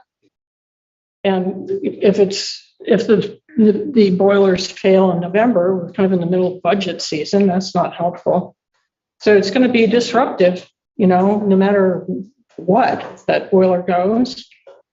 You almost need another person to, go out and investigate rentals. But in the town clerk thing, I don't know how do you do space heaters? What do you do? Salamander heater? Maybe you do something crazy, contractor heater. I don't know what you do. Pam? We've added a third person in the town manager's office to help carry some of this load. And I don't think it's premature to at least put out a few feelers to see, would there be a space that might accommodate most or all of the offices? Or, would we have to do some kind of a hybrid with some people working from home? Right. And other people being housed? I don't think the Colton Center is available at this point, but, something like that, or next door at Cheryl Herman's office, if she would make that available to us. But never hurts to have a backup plan. Oh, that's true. Priscilla? I agree with Pam. Who agreed with me? So thanks. I'd never agree with you. All right. What do you think, Brennan, now that we wrestled that question out? I think it is fairly bizarre, if I can use that term, to try to come up with a plan to relocate all of your town staff working in this building for both unwillingness to purchase a new boiler. A fossil fuel boiler, yeah. That's what I think. Well, I would refer you back to 2019 when this town voted overwhelmingly to start eliminating fossil fuels in the town operations, and we've done nothing for the last 4 years. Well, hands up. Do we have a majority of people that would like Brennan to to identify another space. You want me to make a motion? You may make a motion. Okay. No, I'm sorry, Brennan. We could have discussion. I move to direct the interim town manager to investigate alternative space needs on the event that Tracy Hall is not available this winter. I will second that. Okay. So that was Roger and Pam second. Call the question. Priscilla? Yes. Pam? Yes. Roger? Yes. Mary? Abstain. Marcia? No. And the reason I'm saying no is because I know what would happen if it needed to happen, and I don't really feel it's appropriate at this point with so much going on to ask them to do that. But motion passes. It's a plan B It's a plan B. we hope we don't ever have to have. Okay. So that's, I think, all we can do tonight. We have agreed that on July 12th, we'll have one architect up here. We'll see what the result of that is. It would, if we were going to go forward, it would be an RFP, I would imagine. And then we will have Jeff Grout. He has at least a summary of existing plans. I think I certainly would be interested in any new information that we could come up with, because I think keeping up to date is important. I don't know if anybody else feels that that's important, but I don't want to just see what we've already seen. I would like to have as much information as possible. I'll write up packet notes for what Pam and I have been learning. We'll write them up. She's been doing some things, I've been doing some things. Okay. All right. So unless there's any more on Tracy Hall.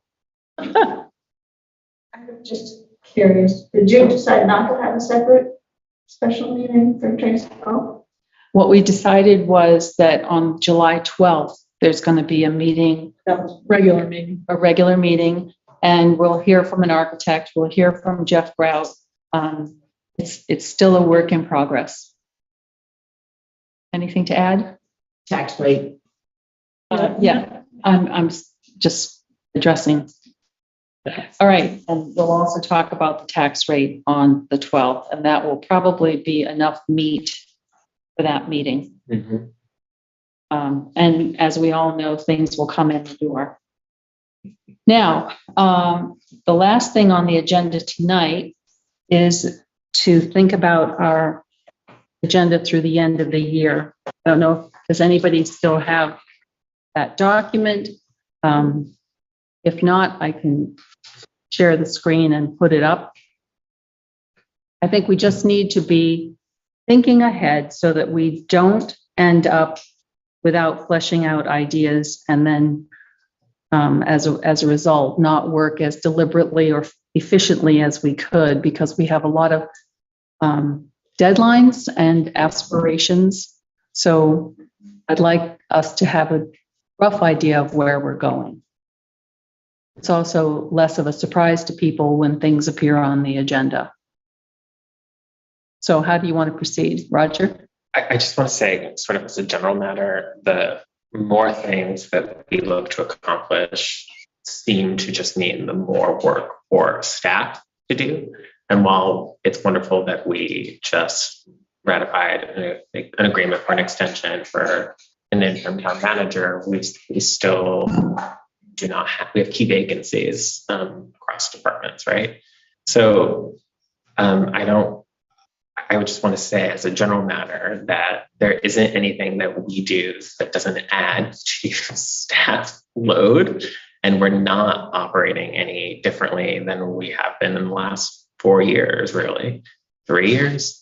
So what would you have us do I for would the rest of the say, year? so I would say that between this meeting and the last meeting we had in June 21st, like we should just be asking when these will be coming to, like, I think it might be worth figuring out our role in that work and when they would come to us in the next few meetings, because then we start budget season. And I think that's more than enough. That, and then start doing some of that committee convening work, finding out more about shared goals from committees. But I think apart from interviewing and learning from our committees and the existing work that we've taken action on last time with HR, personnel policies, an interim town manager search, and now Tracy Hall. The town manager search. Town manager search, and now Tracy Hall. I feel like all you need are deadlines assigned to these things, and because that's it.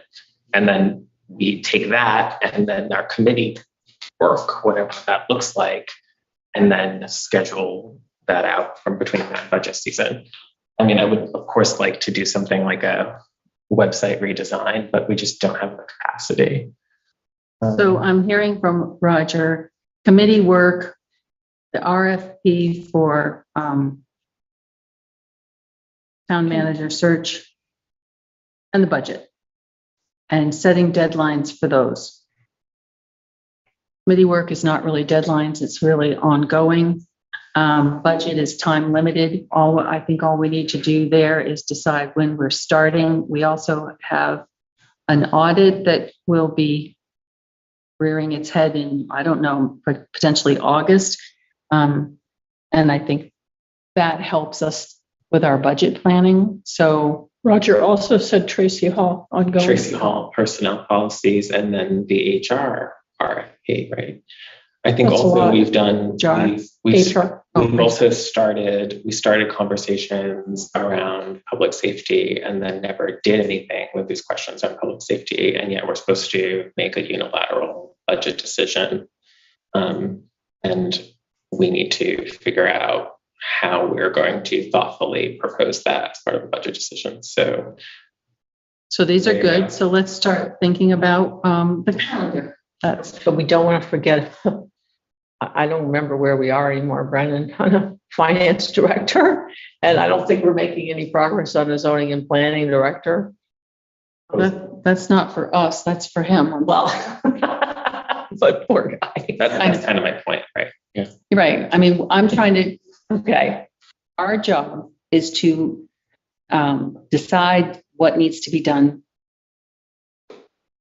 broadly for the town. Yeah. The town manager's office executes it. So we need to decide, and that's a very good list. That's all the things we've been talking about. So we need to just think about how we're going to address them in which months, etc. Mary. Oh, sorry, Priscilla was first. But I don't know. It's down here, but it really can't be pushed away forever. The Sharon Norwich boundary. I was going to bring that up too. Yeah. I mean, apparently Spencer, our assessor, has been in a situation like this where he was the assessor. You can correct me if I'm wrong, Pam. He was the assessor for the two towns that had, where it wasn't clear where the boundary was. And it involved both select boards talking to each other, and it took 3 years to resolve. And to me, I mean, these things don't go fast. And it would be really painful if I were a property owner in that area, and there are a number of them. And I said, well, I'm ready to sell my house or sell off some of my land. And then it's like, where's the land? What town am I in? Are you paying to double taxing you? Too. Right. We do have a property owner who's trying to sell, and there's no clarity on where the boundaries are and how much of their land is in Norwich and how much of their land is in Sharon. And the reason that it took 3 years to resolve in these other towns was because the two towns could not come to an agreement, and therefore it went to the state legislature, and the state legislature made the final decision. And so when it reaches that stage, there's no telling how long it will take. But at this point, we do have a property owner who would like to sell, and they cannot because they can't determine where their land is located, whether it's in the town of Norwich or the town of Sharon. So what do you think the first step is? We have to meet with the town of Sharon, select board to see if we can come up with some kind of solution, something that we can agree on. If we can agree with them on a solution, then we send that to the state and the state ratifies it. If we can't agree, it goes to the state and the state will make the decision. So maybe we should schedule something or see. If we have to meet with them, we have to know whether we can meet. I agree. Is that something you could set up for us? Yeah, I guess, is there more detail? Like, Probably. I would suggest you meet with Cheryl and get more information about who she's talked to in the town of Sharon. And, just it. So I guess the directive I'm being given by the select board is to set up a meeting between the two select boards. Well, how about we start this way? Full Potentially. board, I don't think you should. Since this, what did you say, Roger? It's a full board, I think you shouldn't. So I don't think it's a priority. Well, I think we could. Anyway, go ahead, sorry. Thank you. I think we could start this discussion. Perhaps you and I could meet with Cheryl to see what she says. And at that point, then we could come back to the board and say, this is what we think has to happen, and decide who's the best person to contact the other select board. Yeah, so I guess I haven't been through this before. So obviously there's a parcel in Norwich and a parcel in Sharon that shares a border, and there's a dispute over the border. There, Having information. Just like two borders. there is a swath of land that runs the entire length of the west side of the town of Norwich that is in dispute. And I'm told that at some points it's 200 feet wide, at other points it's not quite that wide. But there is a swath of land that could. There's multiple parcels. It's multiple parcels, and it could even affect Thetford, it could affect Stratford. It could become very complicated. So no, it's not a fun process. And I think we have some things that we have to deal with, and maybe later in the summer, that's something that could be accomplished. We also don't know what Sharon Select Board has on their plate and how willing they are to sit down with us. So that's certainly a factor. Would it make sense to invite Cheryl to present to the board at our next meeting, the actual logistics of this, so everybody knows? We did have in a packet a couple of months ago, a pretty complete thing from the listers, and it had maps and diagrams. Mhm. So if you can dig your way back, I mean, it shows, yeah. Yeah, Roger. Does Sharon want to take, let Sharon take the lead on it? Why do we have to lead on it? Because this poor person wants to sell. I understand, Property. but it's an equally Sharon's concern too, Well, it's more the landowner's concern than it is either the town, because it doesn't sound like it's that much tax that they want to kind of clear the title. Someone from Sharon did reach out to the lister's office. Okay. I don't know the name, I don't remember, but there was some contact from the town of Sharon asking, what did we have for information on this parcel? And they were comparing it to what they had, and there's clearly a boundary dispute, and it's about 8 acres, as I recall, that's in dispute. And For this one owner. out of a 10.5 acre site, 8 acres is in dispute. So, yeah, it's something we need to deal with, but I don't really understand how urgent it is. right. It might be, I'm sure the property owner would say it's very urgent. But I don't know how quickly Sharon would put it on their agenda too, to meet with us. Good point. Okay, so I really would like to have some sort of a game plan here for our future agenda items for the end of the year. So if you don't want to commit to doing that, then I can just propose agendas as I have been doing, and we'll muddle our way through it to try and be as efficient as possible. Pam. Typically, we do not see an audit until November at the earliest. I'm wondering if we have reached out to Sullivan and Powers to get on their schedule so that we can start feeding them information so that they can start conducting an audit. Usually by the middle of August, there is a report coming out of the finance office that is an unaudited end of year report. That's what department heads use to start creating their budget for the next year. But that's also the point in time when information should start being fed to the auditor to start pulling together what they need to complete the audit. And that includes a reconciliation of every account on the balance sheet. So I'm just wondering if we've scheduled with them, and because last year we were very, very late in getting our audit because we got signed up with them very late and they had so many other clients that we were the lowest priority. So I would like us to be on their schedule sooner so that we can. Let's hear from Brennan. So Joyce Hasbrook is here until August 10th in her current capacity. Oh. I believe she is working with the auditors as she reconciles the closeout of the year, which I think is required before anything can actually be shared with the auditors. So it's in process, Pam, if that's your question. I don't know. I'm just wondering if we're on their schedule, if they have committed to. They are under contract. We have a contract, yeah. Now to form an audit. Yes. They didn't leave us after the first year, which they were allowed to under contract. So. Right, but I don't want to see us getting our audit in February again. I'd like to see us getting it late November at the latest. And so I don't know how reasonable that is. I'll talk to Joyce about what she thinks the timing would be. And I don't know exactly what's been discussed with them about their kickoff, but I think after we close our books is when audits start. I would be suspicious that November is probably not when we're going to get our audit. It might be the end of the calendar year. The deadline is statutory. There's a statutory deadline. Which I think is the end of February. Right. Because that's what we ran into last year. Right. Okay, so it looks to me that looking at this list that we've just developed, personnel policies, Tracy Hall, committee work, RFP for the town manager search, budget, HR, Sharon Norwich Town Line dispute, and public safety. We have started work on really everything except the Sharon Norwich Town Line, the budget, and public safety.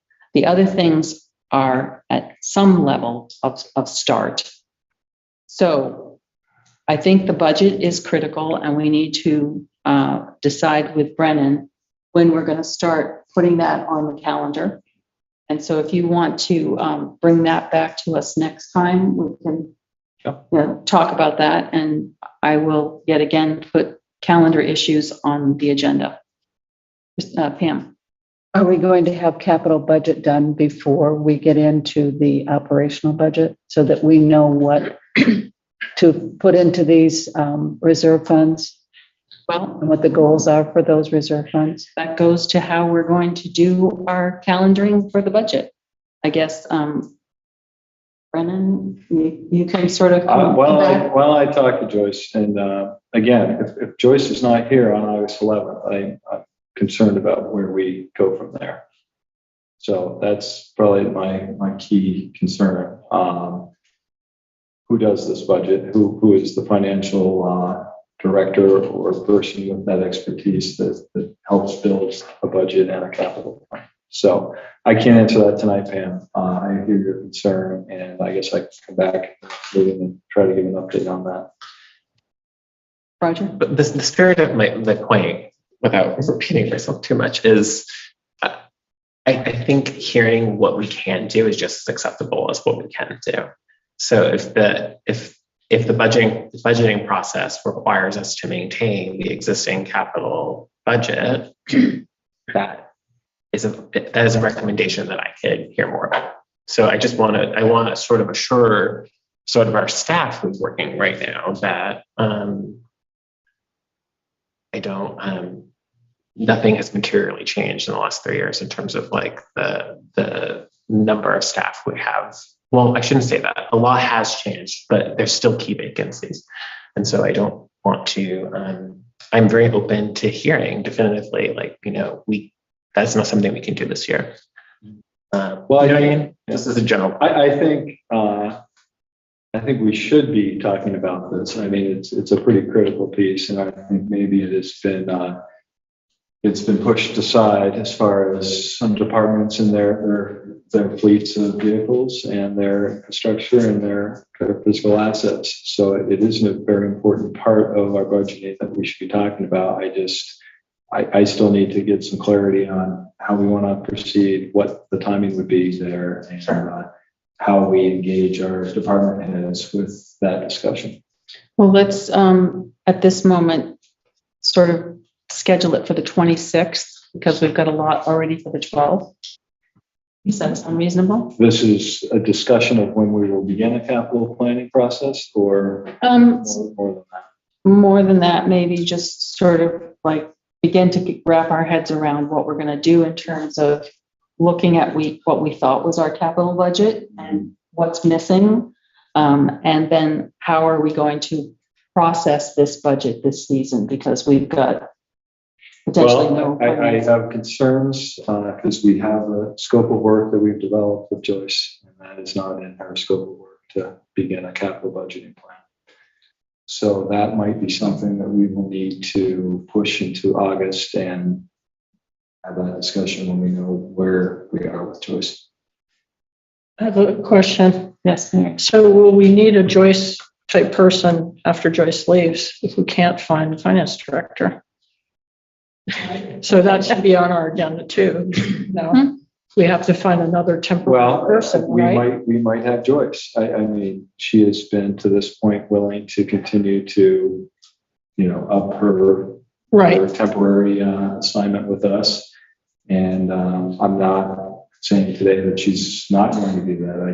We haven't even had that discussion yet. Right, but my point is that if we can't find a finance director, we do need a temporary person, and we do have to, line it up. Yeah. There's also the wage study that's we added there. Mm. So all of these are effectively RFPs or RFQs or processes that come out of Brennan's office. It's an incredible amount of work.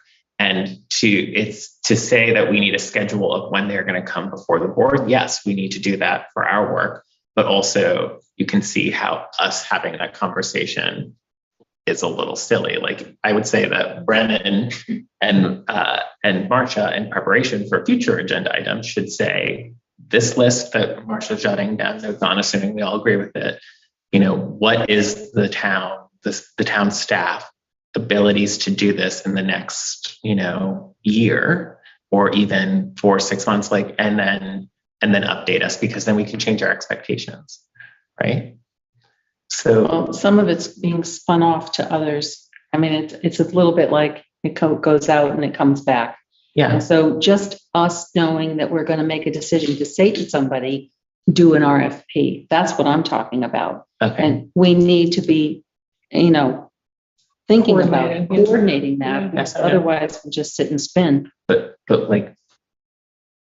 do you want us, so is the conversation to schedule out all of those items, even though they're work that we are not doing? No, Do you know what I mean? it's a schedule so that we can, be checking in. We know what the process is. We know what the progress is. We've talked about how we're going to do the personnel policies. We've talked about how we're going to be seeking an RFP for a wage study. I can certainly sit down with Brennan and say, okay, what does it look like in terms of timing? Because Debbie has just barely hit the ground. Right. She's got a lot to learn. Yep. I don't know how much that is, but she's got something to learn. And Miranda is switching off to do more stuff. So that's kind of, your bailiwick, how that all comes together. So Brennan and I can come back with some ideas, but I think maybe what we should do is have, a catch-all agenda item, maybe each week, where we say, okay, here's the update on these things, because we've identified these things as needing to be done. Sure, like a check-in. A check-in. Okay. And we might not have anything to report on X, but there may be 3 or 4 things in other categories. Pam. Well, I think we have to prioritize. We need the wage study to do the budget. We need the audit to be done this fall. We need to put together a capital plan for the budget, and then we need to do the budget. And I think, if I remember correctly, we agreed that the personnel policies would be something that would probably happen after the budget season is completed. There just isn't time.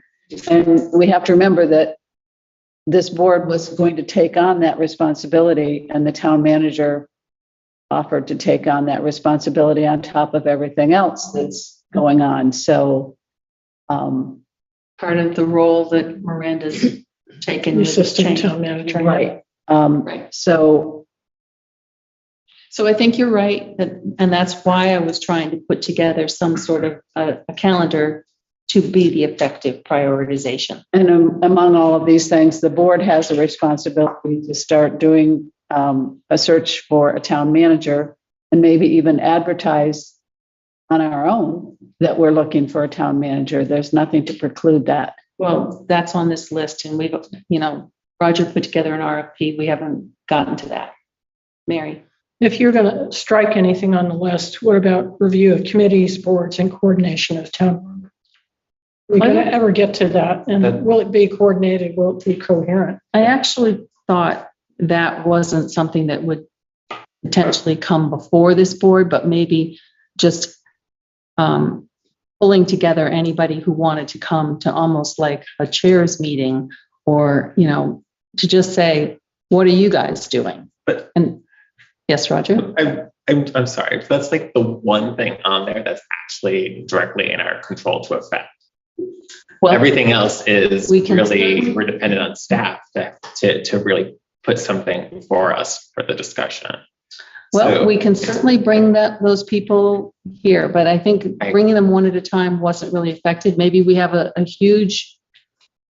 Yeah, I don't disagree. I'm just saying, I guess what I'm just trying to make the point and failing, and I'll just stop trying to make the point, is that list is not in, like, we have ability to set priorities, as Pam and you have been saying, but we don't have the ability to like do our own progress. We have to just sort of assess that with our town staff. And so I definitely support you and Brennan having a calendar conversation for this group.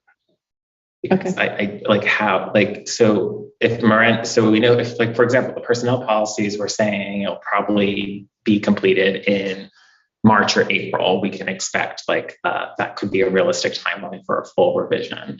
But then what do we want to hear about in November? Do we want to see a certain section? Do we want to like weigh in on what sections we want to see? Do we want to see just a general update? Like, what is the expectation that we get back from staff when we say that this is something we're working on? Well, that's what we'll work on with our check-ins that will be on the agenda. So on those check-ins, Brennan and I will have something to present, and we can all discuss it. All right. Priscilla was first. Feel like the skunk at the garden party, but there's some legal things that, like the Katuki case, the open meeting law. There was a Rosenbaum. There's the status of union negotiations. I mean, these are all things that Those are things that, die entirely. no, they don't, but they have their own separate life, and they come to us with their ripe. And so we let them come to us. we can certainly ask for, as we did, give us an update on union negotiations. We can do that anytime we want, as well as with give us an update on any other litigation that's pending. But we're not necessarily as a board directing anything until there's a question. When there's a question, and we go into executive session and we answer the question. So they just hang out there. And we hear from Stuart. Essentially. Pam? I'm looking at the things that we talked about for July 12 and July 26, and I'm not seeing RFP for town manager search. No, you're not. Which meeting will we put that on? Well, that's what I've been trying to discuss with everybody. So I will go back to Parkinson's law. The work expands to fill the time available for its completion. And we have a year, and are we going to take the whole year to finally get to the point where we even complete an RFP and send it out? Well, Second meeting in July. What's that? What should be the 26th? It was on the June 7 date for Marcia's proposed schedule. And here we are talking about pushing it out another 6 weeks. Well, Well, we just ratified an agreement, and then we also just talked about, Tracy Hall. So like we flipped this, like they're both going to get done. It's just that one is sooner than the other one. This is precisely why we're having this conversation about priorities and scheduling. Right. We had a timing issue with a contract for the town manager, so we attended to that, and it takes time. So I agree with you. We can put it on for the 26th. I do think that there's enough to discuss for the 12th that we need to focus on the things that we've said. But we're going to be developing an agenda, which will have a watermark that says draft. And when I send out that draft that I have done as much as I can do with, it'll still say draft. And then when Miranda or Debbie sends it out, it will no longer say draft. So just remember to pay close attention to what they send out. Sounds good. Okay. That's all that we had on the agenda. Unless anyone had anything else, we could actually take a motion to adjourn. I move to adjourn. I'll second that. Moved by Mary, seconded by Priscilla. All in favor? Unanimous. Thank you very much. It is The recording has 56. stopped. Oh, still recording.